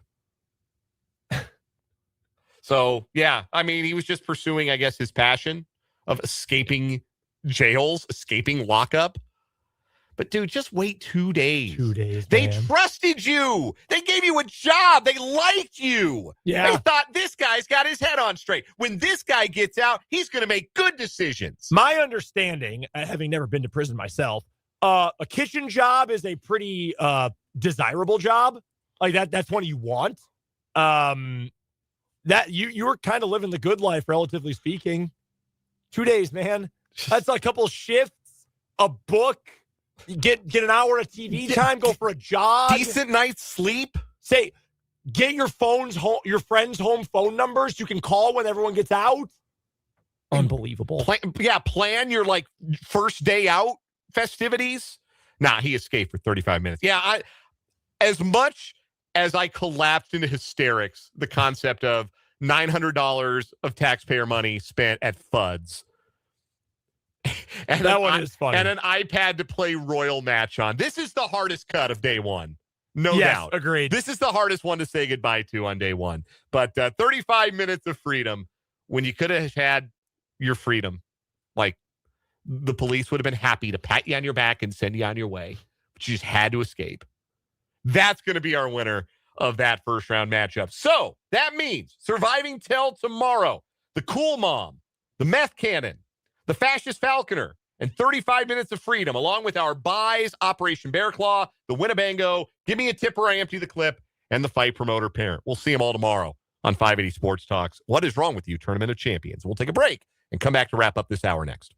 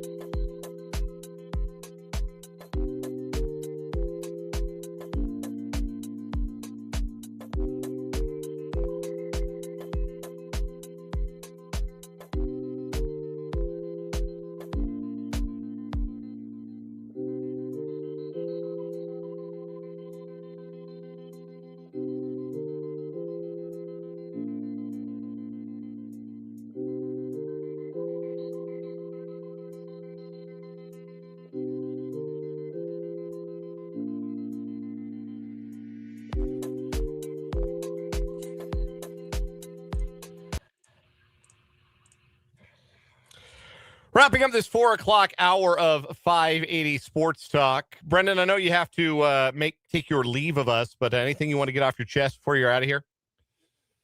The Chiefs are going to be headquartered in Olathe. Yeah.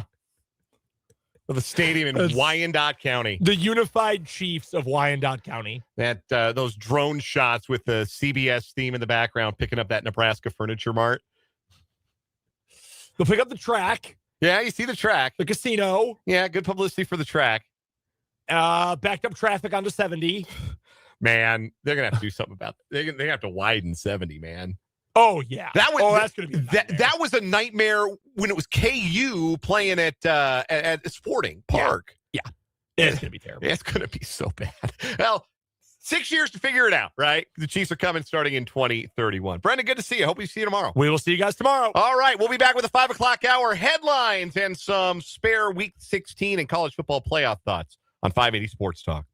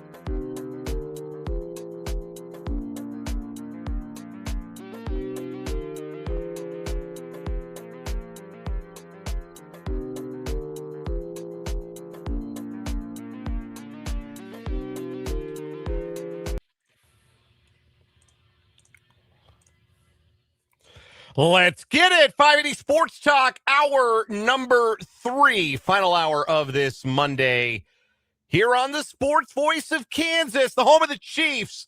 580 WIBW FM 104.9, online at 580WIBW.com, and in living color on our YouTube stream, 580 Sports Talk, name of the channel, and our Facebook page, WIBW News. However, wherever, whenever you're catching the show today, thanks so much for being a part of the audience here on 580 Sports Talk. Obviously, a massive day in Kansas history, in Chiefs history.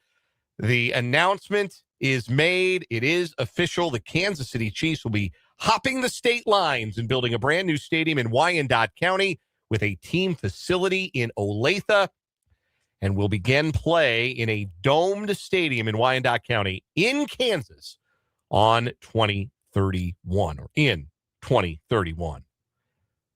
We're not Iowa anymore. We're not Nebraska anymore. We're not the Dakotas anymore. We have a professional sports team within the boundaries of the Sunflower Stadium, a Big Four professional sports team. I don't want to denigrate Sporting Kansas City here. They've been playing in Wyandotte County for a while now. Beautiful stadium. When Sporting's good, those are a great time. I went to a playoff. The only game I've ever been to, soccer game I've been to at Sporting, was a playoff game. That joint was jumping, man. It was a blast. That was top 5 most fun I've ever had at a sporting event. Was going to a Sporting playoff game. So I don't want to denigrate them, but is a difference between having Sporting playing in Kansas and having the Chiefs play in Kansas. And that's what's going to happen in 2031. More on that to come this hour of 580 Sports Talk. I am Dan Lucero, solo for this final hour. Spencer Dupuis out for the rest of the year. I make it sound like he's injured, like torn ACL, out for the year. No, Spencer's just enjoying a well-earned holiday vacation, so he'll be back in 2026. Brendan Dorzinski out for the rest of the day. We are with you until 6 o'clock tonight. That's when we'll wrap up the show today. We will do 2 more shows this week after this one. We're taking Christmas Eve off. We're taking Christmas Day off. We'll do a show on Friday, the 26th. That'll be our final show of the calendar year 2025. We will take that final week off. We'll be back on the 2nd of January with our first 580 Sports Talk edition of 2026. We'll have high school basketball that night, a 580 Preps Game of the Week doubleheader. And in our place, you're going to hear some football, obviously, not just on Christmas Day, but we've got some bowl games coming that we hope you'll enjoy listening to. K-State basketball on the 28th. Lots of sports content from the Sports Voice of Kansas, but we're going to take that final week of 2025 off, and we'll call it a year on the 26th. We'll talk to Matt Derrick. We'll recap Chiefs Broncos, I guess. Chris Oladokun against a pissed off Bronco defense who just lost at home, got shredded by Trevor Lawrence. Uh-oh, that doesn't sound like much fun. That doesn't sound like a real fun way to spend Christmas night. But now you know you're running out of games at Arrowhead. There's a definitive number of games left at Arrowhead Stadium, and the countdown is on. So they're not to be missed the rest of their time at Arrowhead Stadium, because whatever comes next will be great. It will be beautiful. It will be incredible amenities that we probably can't even conceive of right now that they're going to think to put at this new stadium. And it's gonna rock because Chiefs fans make noise, and it's gonna be a beautiful thing. It is, but it's also not going to be Arrowhead Stadium because it can't be, because there will only ever be one of those. And Arrowhead gets to host a Christmas night game. So we'll see if we'll see how much magic is in the air on Christmas night when Chris Oladokun stares down Nick Benito and Jonathan Cooper and a Vance Joseph defense. It better be a lot. Anyway, on Friday's 580 Sports Talk, we will talk about that. We'll talk to our Chiefs insider, Matt Derrick, get his take. Matt was in Topeka today. I should have bought him Bobos with a pad or something. Should have welcomed him to town. I didn't even think about it. I was too busy slamming my finger in a dang car door earlier today. I am playing hurt, man. I can barely type Like, the episode synopsis that you get on YouTube or on the podcast. I'm trying to type that. I'm hunting and pecking. Man, I know how to type, but I have to hunt and peck because my middle finger on my left hand, useless. I don't think I did any real damage to it, but you should know. You just understand what I'm going through today, what I got to deal with today on this December 22nd. But we'll talk to Matt Derrick on Friday. We'll crown our yearly champion on What Is Wrong With You on Friday. We'll do a little year in review, favorite sports stories of the year. We'll have fun on Friday. Even if the Chiefs get sandblasted by the Broncos, we'll have fun on the last show of the year coming up on Friday. Still to come this hour of the show, we've got headlines. I'm going to get to some NFL Week 16, some college football playoff thoughts as well. Want to hear from you on the text line, 785-272-9429, or your thoughts in the YouTube live chat as well. If you're watching the show live on our YouTube channel, 580 Sports Talk, hop in the live chat and say hello, interact with your fellow listeners and your host, as it happens to be right now. And if you are new to the YouTube stream today, please subscribe to the channel, 580 Sports Talk. We're up to 881 subscribers, 19 away from our stretch goal of 900. And when we get there, we will all sing. We'll do an all-singing, no-dancing edition of 580 Sports Talk. 580 Sports Talk Idol when we get to 900 subscribers. So go smash that subscribe button if you've never been on the YouTube stream before.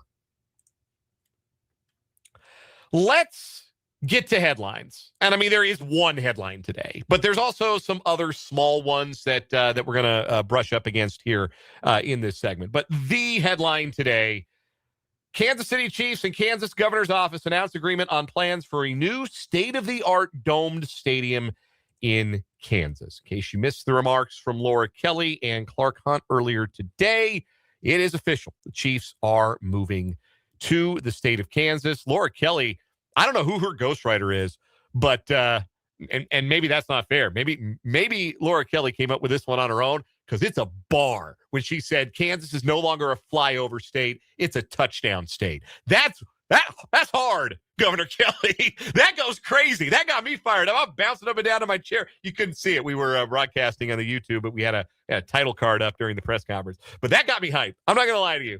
That got me going. That's a bar. We're not a flyover state. We're a touchdown state. In your face, Missouri. Anyway, so the announcement made earlier today, obviously the press conference, we aired it earlier on the program. This is the press release from the Kansas City Chiefs. The Chiefs and Governor Laura Kelly today announced that an agreement has been reached to build a stadium and a mixed-use entertainment district, as well as a new team headquarters, training facility, and mixed-use development in Kansas. Based on state estimations, the project is slated to deliver more than 20,000 jobs and more than $4.4 billion in economic impact for Kansas during the construction phase alone. Love to see where they get that $4.4 billion figure from, personally. It includes two distinct parts, a $3 billion stadium in Wyandotte County, which will open at the start of the 2031 NFL season, and a new Chiefs headquarters and training facility in the city of Olathe in Johnson County. Both sites will have mixed-use developments that could include sports, entertainment, dining, shopping, office, hotel, and residential properties. We really didn't get into that when we were talking about the story. We've been talking about the story all day. The idea of the mixed-use development that the Chiefs are going to own, and that's where you make your money in stadium construction anymore. That's why teams want new stadiums so bad. It's not just the stadium. I mean, you think about it. How many home games do the Chiefs play? Maximum. What's the maximum number of home games? They get 2 preseason home games, and they get 9 regular season home games, and they happen to host throughout the playoffs and play 3 home games at Arrowhead. The most games that we played, Chiefs games at Arrowhead Stadium in any given calendar year would be 14. That's 14 Sundays or Thursdays or Mondays or Saturdays or Christmas days that the stadium is in use, which means there are 353 days where ain't nothing going on. So how do you get people to come down and spend money that goes into your pockets if you are Clark Hunt and the Chiefs ownership group? Well, you got to build stuff around the stadium. And there will be some stuff that'll be really, really cool. Like, I would love to see them build a Chiefs Hall of Fame. They've got some nice displays at Arrowhead, but I'd like to see something even more blown out, more fully realized around a new stadium. Kind of like the Royals Hall of Fame at Kauffman, but more expansive. I think the Chiefs could pull that off. And there'll be a pro shop, I'm sure. You can buy your favorite player's jersey and all that fun stuff. Probably incorporate the two, really. But there's also going to be restaurants, really expensive bars. You pay $15 for a margarita at, a restaurant, or, maybe Mahomes and Kelsey will team up for another restaurant property. Taylor Swift's I Love This Bar. Stuff like that going to go in around there. Obviously, if they're really aiming for Super Bowls and Final Fours, plural, with this, they're going to need a lot of hotel space. A lot of hotel space. It's not remotely close to appropriate in Wyandotte County right now. And given the state of public transportation, I don't think you can ask people, just stay in Kansas City. Stay downtown Kansas City. Stay in the Crown Center. How the hell am I getting to Wyandotte County for the Crown Center in any way that's convenient? They're really going to have to, that's going to cost a lot of money. They're going to have to build a lot of hotel space if they really want to have a Super Bowl or more, or a Final Four or more, because what they have there, you stay in the Great Wolf Lodge. Is CBS putting their people up at the Great Wolf Lodge? No. Is the NFL putting up their people at I don't even know if you can stay at the Hollywood Casino. I assume you can. I've never been in there. Not really my scene. They've got a lot of work to do over in that area. But sounds like that's part of this plan. Quote from Clark Hunt, the chairman and CEO of the Chiefs. Today is an extraordinary day in the history of the Kansas City Chiefs. We are excited to partner with the state of Kansas to bring a world-class stadium to our fans. This project represents another step in our legacy of innovation and our fan-first mentality, which started with my father, Lamar Hunt. The stadium, practice facility, and surrounding development will benefit the entire region and further elevate Kansas City in the eyes of the country and the world. It's really rare when a franchise moves but doesn't really move. A lot of times franchise moves, they pick up, they leave town. They're gone. The Rams, they went to Los Angeles. You don't often see the full-fledged move. More often you see that full-fledged move. You don't see, we're still going to be in greater Kansas City. It's just going to be a different state. The agreement was approved today by the Kansas Legislative Coordinating Council with bipartisan support. It was unanimous, the vote. It will be a public-private partnership and will require no funds from the current state budget and no new taxes on Kansans.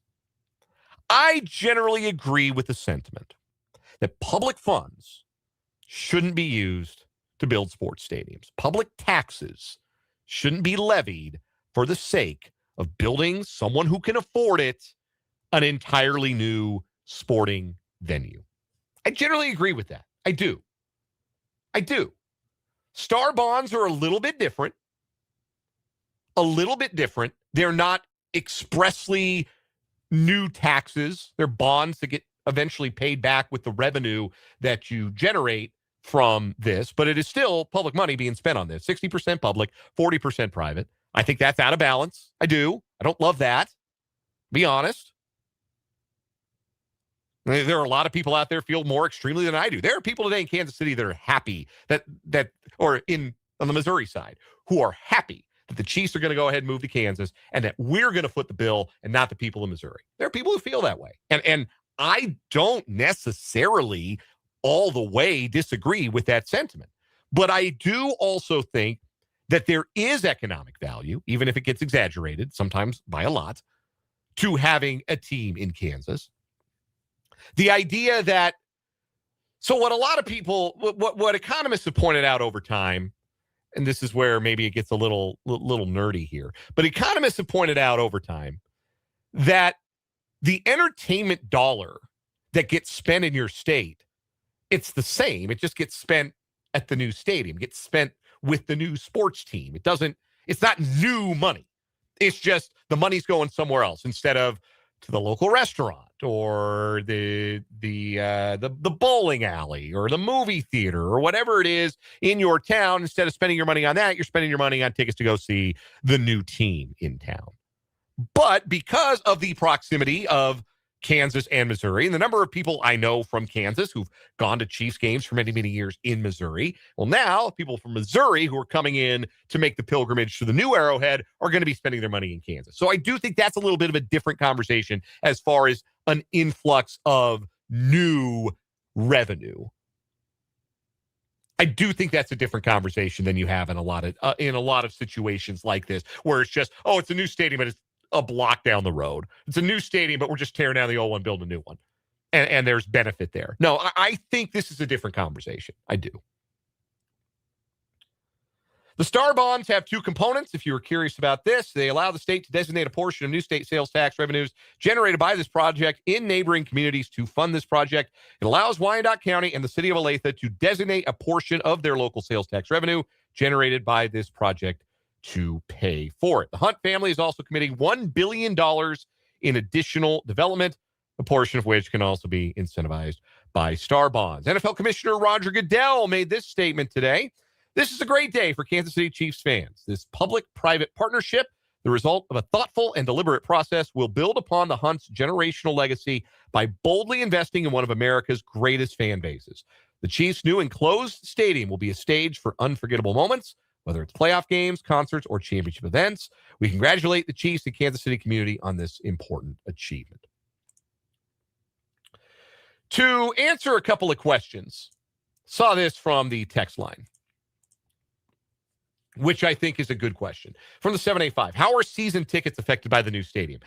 Short answer, we don't know yet. Mark Donovan and Clark Hunt did not commit today to whether or not the new stadium will include personal seat licenses. So not sure what that's going to look like, but it could change the way that season tickets are done. I think personal seat licenses are anti-fan, personally. I don't think those are in the best interest of the fan. Usually they're just in the best interest of the owner and the team. So I would like to not see the PSLs at the new stadium, but that no commitment either way yet from the Chiefs on that. Same texter writes, Taylor Swift gets a standing show every weekend like they do in Vegas. If Taylor Swift did a residency at New Arrowhead Stadium, it really might pay for itself. A Taylor Swift residency. God, that's a funny thought. That's really funny. Obviously, part of the thought process behind this, and Clark Hunt made no secret about this, the texter points it out from the 785, this is also about getting a Super Bowl. This is also about having the Final Four return to Kansas, where there have still been the most men's Division I Final Fours contested in the history of that tournament, thanks to Municipal Auditorium being the host site for it for many, many years. And again, I think that's a different bet for Kansas City than it is for other cities, particularly as it pertains to the Final Four. Like, it's one thing for Cleveland to put a roof on its stadium and say, oh, yeah, we're going to do this, and we want a Super Bowl in suburban Cleveland. Oh, okay. Good luck. We want a Final Four in suburban Cleveland. Why?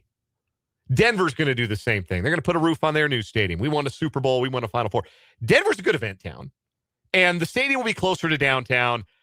Actually think Denver's got a better chance of being in a rotation than Kansas City does for a Super Bowl, depending on how this entertainment district turns out. But the Final Four coming back to Kansas City on a fairly regular basis, I feel like that's realistic. I feel like that can happen. And I'd be excited for that. Some other thoughts, again, from our listeners. Mark B asks, kind of the same thing I've been asking throughout. Do the Wyandotte and Johnson County taxpayers really think there's going to be a substantial ROI on their investments? Financially, depends on what you mean by substantial, right? Financially, there will be some. The impact will not be as great as suggested when they put this deal in front of all of us. It just isn't. The stuff always gets overstated. Always, always, always. In every instance. Nobel Prize economists have found this to be true. But part of the ROI is the kind of thing you cannot quantify with dollars and cents. Part of the ROI is the Chiefs are ours. They play in our state. They are in the state of Kansas. Think about all the games, all the Chiefs games you've watched. What are they showing? What's the B-roll footage they show? It's the plaza, the Western Auto sign, downtown, a fountain somewhere. Like all that B-roll from KC Mo, that's going to be B-roll from Kansas. People are going to see what Kansas has to offer. Don't roll your eyes. That's not nice. People are going to see what we're about here in Kansas because we are a major league state now. And that's the kind of return on investment that there's no dollar figure that can quantify that. There will be knock-on effects that will be maybe a little bit oversold economically, but there is real impact for having a team in your state that goes beyond the financials of it. As John puts in the YouTube comments, what's my joy worth? Like, right? How you're feeling today? What's that worth to you? How you're feeling as a Chiefs fan, born and bred in Kansas? We always felt like, yeah, they're my favorite team, and Kansas is in the name, but they play in Missouri. No, now they're Kansas's team. What is your joy worth? That's a good question. I like how you put that there. Question from the 785, will that hurt the Sprint Center? Will or T-Mobile Center as it's now known? I don't know that you're talking about the same events. I still think the Big 12 tournament is a T-Mobile Center event more than a new Arrowhead Stadium event. I still think, there are stadium concerts and there are arena concerts, right? Stadium concerts are going to go to the new Arrowhead. The arena concerts are still going to go to the T-Mobile Center.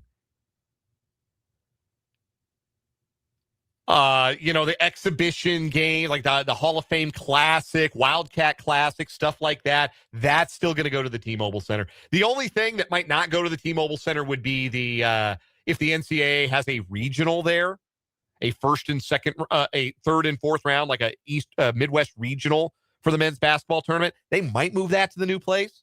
And in fact, I bet they do have one there as a dress rehearsal for the Final Four Kansas City will get, because I do think they'll get one. I do. I think that will happen. But other than that, I don't think one takes away from the other. Text from the 785. They put the dome on that new stadium. You'll have to have earplugs to go watch a Chiefs game. It could get very loud in a fully enclosed stadium. It could. I have also expressed my disappointment that a team that has benefited from playing outdoors come December and January for many, many years won't be doing that anymore. I think something is lost there. And there will be something intrinsic that is lost from the move to the new place. There just will. It won't be the same. It can't be the same. And it will suffer in comparison. So, we get 5 years to say our goodbyes to Arrowhead and remember it fondly. And we'll be telling our kids how great that was, how great an atmosphere that was. But the new place will have things that are great about it too. And you'll make your own memories at the new place. You're just going to have to be able to, because there will be ultimately, presuming football as a going concern survives for decades, there will be a generation that doesn't know anything about Arrowhead Stadium because they weren't there. And this new place is going to be all they know. And I'll be gone by the time that happens, but that will happen one day. So that is the big news today. And every other headline kind of pales in comparison, but there are some things to reel off here real quick to wrap up our headlines. There is this Chiefs headline today on the field. Gardner Minshew's ACL is intact. He has suffered a different kind of leg injury and not the torn ACL that was feared. That could be good news for him as far as a return for 2026 earlier than was feared, because I kind of think the Chiefs are going to go with Minshew as their backup quarterback again next year. I thought that was the direction they were going to lean, because just in the event that they need an experienced starter for a game or two while Patrick Mahomes returns from his torn ACL. I thought Minshew was first in line to maybe be that guy. If it had been an ACL injury, he wouldn't have been first in line. But this injury, is not as severe as the torn ACL. So that's really good news for Minshew, but it does end his season. He was placed on season-ending IR today. Shane Buechele, old friend, has been signed off the Bills practice squad to replace Minshew and presumably back up Chris Oladokun on Christmas night against the Broncos. Lots of Kansas State football news. The staff is starting to take shape. The new quarterback's coach is Christian Ellsworth, a former Wildcat staffer with strong Midwestern ties. He spent the last 2 years with new head coach Colin Klein at Texas A&M and had also previously been on the Kansas State staff as an offensive GA in 2020 and 2021. The new defensive coordinator, as had been expected, is Jordan Peterson, 5 years of coordinator experience, 6 years on Big 12 staffs, and previously, again, at Texas A&M, his alma mater, where he was the co-defensive coordinator and defensive backs coach in each of the last 2 years. Earlier this afternoon, Nick Toth was introduced as the new linebackers coach at K-State. He is Nick Toth, excuse me. It's a long O. Nick Toth is how it's pronounced. 25-year coaching veteran. He spent the last 4 years at Air Force as the safeties coach for the Falcons. He's previously been a defensive coordinator at Air Force for the second half of this last year, also Fresno State, and worked on the same staffs as Jordan Peterson at both Texas A&M and Fresno State. So those are the new coaches, and that's some good news. Here's the bad news today. Austin Romaine's in the transfer portal. K-State's best defensive player announcing his intention today to hit the portal. That means 18 K-State players, at least that we can verify, are now in the transfer portal. And it's a list of real heavy hitters. Jace Brown, Austin Romaine, Toby Osunsomni, Devin Vass, Dominic McIntosh, Zayshawn Rich, Quay Moss. Some really good players are going portaling for Kansas State. And part of that is just the new economic reality of college sports. Austin Romaine might be really valuable to a different school in a way that Kansas State can't match. Point blank. It's also part of the consequences of changing coaching staffs. You're never going to have full retention with a brand new coach. Even one as immediately popular as Colin Klein. It's miraculous K-State hasn't anybody ask out of their national letter of intent because this all went down on signing day. But still hurts to have a former all-conference player hit the portal, and Austin Romaine is into the transfer portal. Some quick KU basketball news. Men's basketball assistant coach Joe Dooley was arrested for DUI over the weekend. He's been suspended for 3 weeks by the program. That'll include tonight's game against Davidson. KU taking on the Wildcats at Allen Fieldhouse. Bill Self's announced Darren Peterson will not play tonight. Those are your headlines. When we come back, we're going to talk about some stuff that happened on the field in the National Football League in Week 16. That's coming up on 580 Sports Talk.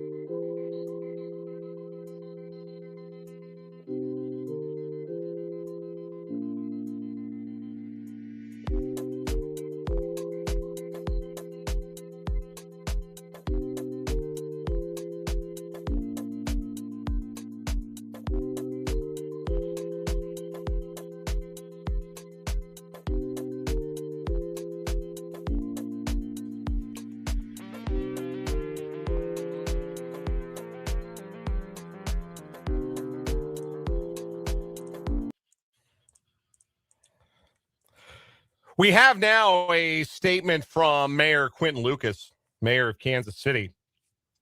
It's a lengthy statement that has been posted to social media within the last little while. Although our conversations with the team, the Chiefs, extended to as recently as late last week, we understand our very fair but very responsible financial offer of taxpayer support was surpassed thus far by an even more robust public financing package in Kansas. We are professionals and understand the Chiefs have a business to run and today made a business decision. We wish them well as they pursue their legislative and administrative steps ahead in Kansas, but remain committed to ensuring Arrowhead Stadium, Missouri, Jackson County, and Kansas City remain an option should the deal not conclude. And in the event a new Kansas-based facility is built, we will wish them great success in their new suburban home. While I had my serious differences on this issue with former Jackson County Executive Frank White and wish the processes and obstacles in 2023 and early 2024 could have proceeded differently, I, along with our new county executive, Phil Lavoda, Governor Mike Kehoe, city administrative staff, and other officials have worked collaboratively and nonstop over the past year to provide a fair and robust offer for the teams, exceeding almost all prior pledges of public support in NFL markets. Our unified, hardworking, and exceptional team will continue our strong efforts as we work to retain the Kansas City Royals in a transformational downtown facility. While the Chiefs aren't going far away and aren't gone yet, today is a setback as a Kansas City and a former Chiefs season ticket holder and a lifelong Chiefs fan. Today is a loss for the communities of East Kansas City, Independence, Raytown, and some of our favorite places en route to the stadium like LC's Barbecue. Today is a loss for the Arrowhead tradition that so many of us in the Chiefs kingdom hold dear.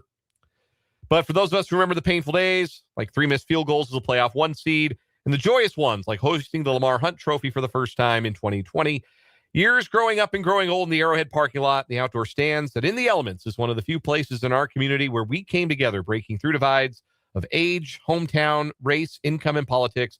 This will be a tough adjustment. I wanted my 2 young sons and your children and grandchildren to get to experience the same. The statement concludes, business decisions are a reality. We all understand that, but Arrowhead Stadium is more. It's family, it's tradition, and a part of Kansas City we will never leave. So that's the response from Quentin Lucas, the mayor of Kansas City. Let's talk some football, shall we? Let's talk some actual real football, because there was a lot of fascinating football that happened in Week 16. 3 games that teams had no business winning that they ended up winning. Starting with Thursday's Seattle Seahawks comeback win over the Los Angeles Rams. I didn't leave that game any less convinced that the Rams were the best team in the NFL, just that their special teams might be the thing that keeps them from winning the Super Bowl. Then they fired their special teams coach. Wild thing to do with 2 games left, but I understand. Like, I've watched their special teams has cost them 3 games. They ought to be 14-1, and they're not because of their special teams. It did convince me Seattle's really, really good, but I'm still terrified of Sam Darnold in a big spot because he stunk most of that game. He was great in overtime, but he stunk for 4 quarters. And again, I always tend to trust the big sample size more than the small sample size. Chicago had that remarkable comeback to beat Green Bay on Saturday, giving the Bears some team of destiny vibes. They recovered an onside kick. Caleb Williams made a ridiculous throw in overtime to DJ Moore to win that game. I don't know that we have the time for it today, but there's an interesting conversation to be had with quarterbacks like Caleb Williams. Bo Nix is in this vein too. And those are just 2 guys who are in the same draft class. But you see this with a lot of young quarterbacks where they're really good late. Like Bo Nix, when down by 2 touchdowns, he looks terrific. Caleb Williams stunk out the joint against a diminished Packers defense for 3 quarters and 12 minutes. He made it happen when it was winning time. And I wonder if in those moments, you just sort of, as a player, throw out the coaching, throw out the mechanics, throw out the progressions, and just get in a mode of, hey, I need to go make a play. Let me go make a play. I think Caleb Williams is really, really good at going and making plays. Bo Nix has enough scrambling ability to go and make some plays happen. Like, that's what we talk about when we say there are quarterbacks who aren't good in structure, but there are quarterbacks who are really good out of structure. And I wonder if that's just a question of development. I wonder if that's just the way that quarterbacks are developed now. That when they get to the NFL, they're not ready for all the structure. They're not ready for that level of understanding that you need to have to operate in structure. But you get them out of structure and you turn their brains off and just go let them be athletes and they go make plays.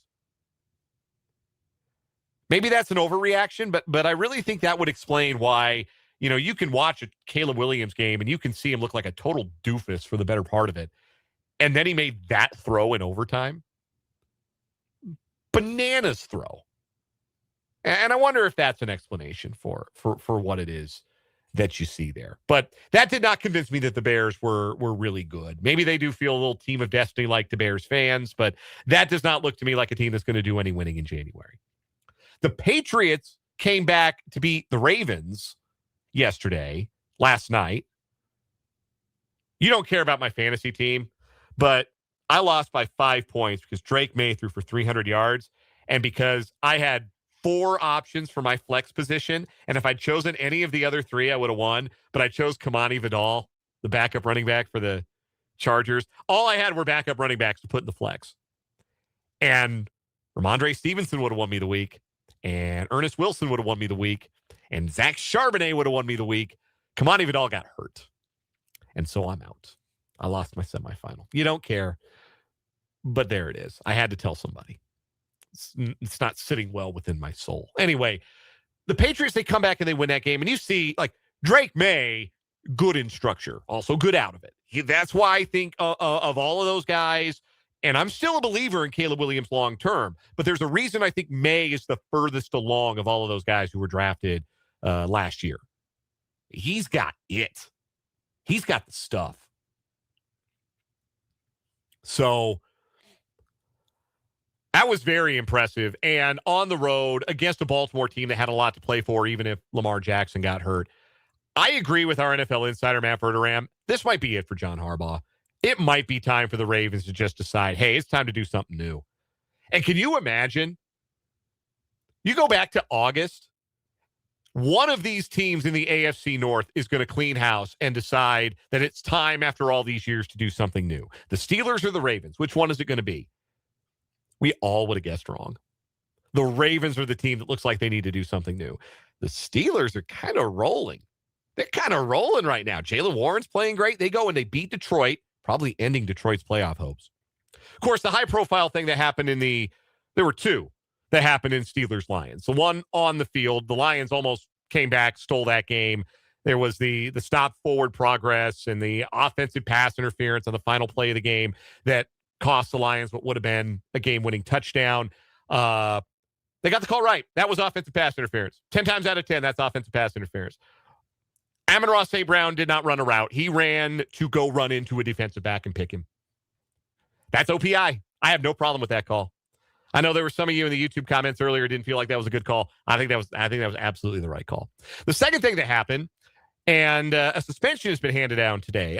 Steelers receiver DK Metcalf has been suspended 2 games for an interaction with a fan who is lawyering up. So, Mark, in the YouTube comments, there's a typo in what I'm throwing up on screen. I don't mean to do that to you, Mark, but he says, boy, DK Metcalf's stupid, huh? If, as DK Metcalf alleges, that A, this was a fan he already had to report to NFL security back in 2024, and B, the fan called his mother the C word and him the N word, I wish he dragged him onto the field and broken his jaw like Anthony Joshua did to Jake Paul. I think there are too many people that go to sporting events that think that ticket is a license to say whatever you want to whoever you want because they can't go come and get you.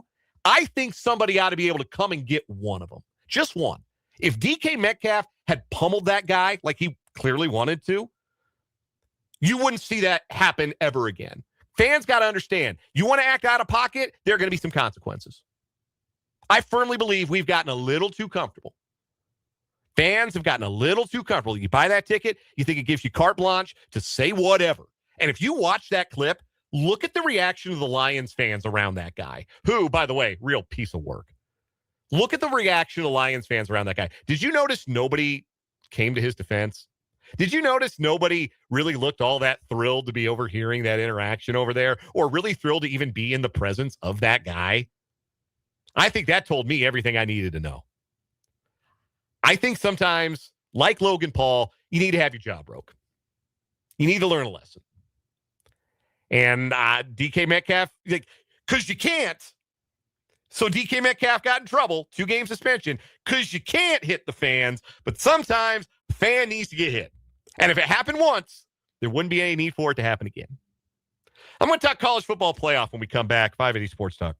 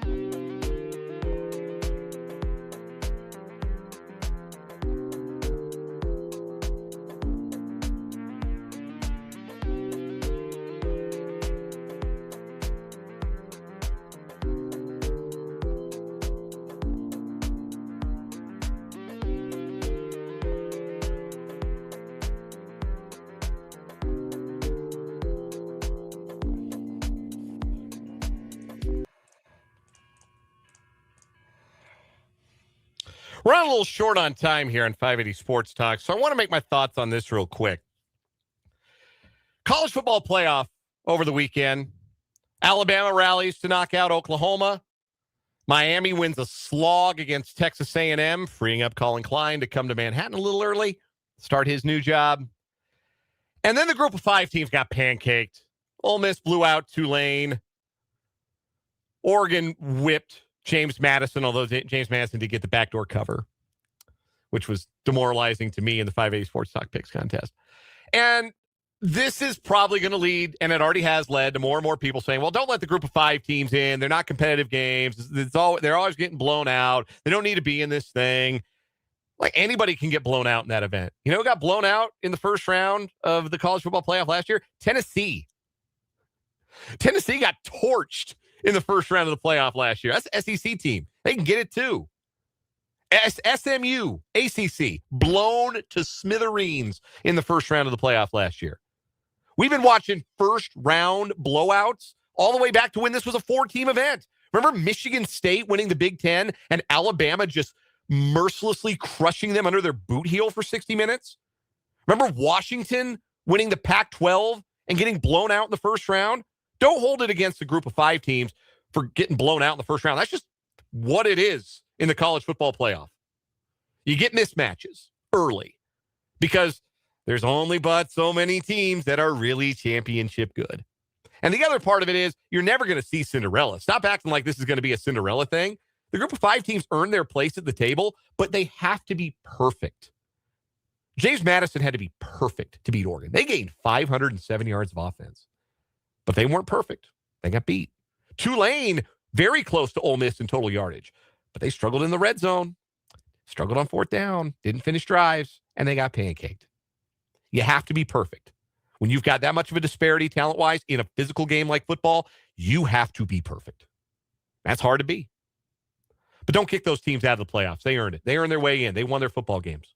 Don't all of a sudden decide, no, actually, we need more 3-loss SEC teams. That's what'll fix the playoff.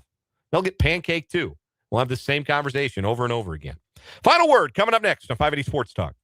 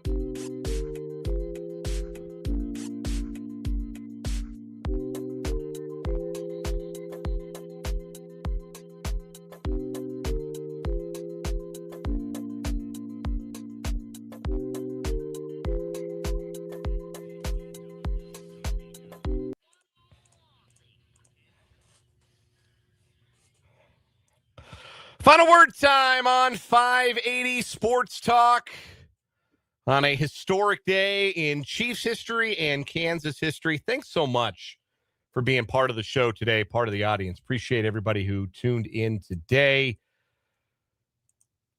Coming up next on 580 Sports Talk, we got Chiefs Kingdom right at the top of the 6 o'clock hour, followed by Westwood One coverage of Monday Night Football, the Colts and the 49ers.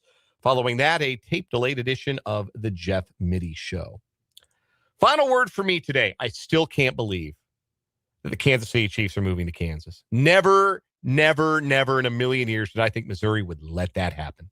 Would let another NFL team get away.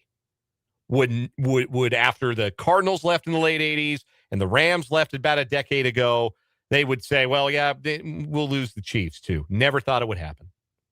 And it's a strange thing because outside of our little sphere here, the move is largely inconsequential, right? They're still going to be in Kansas City.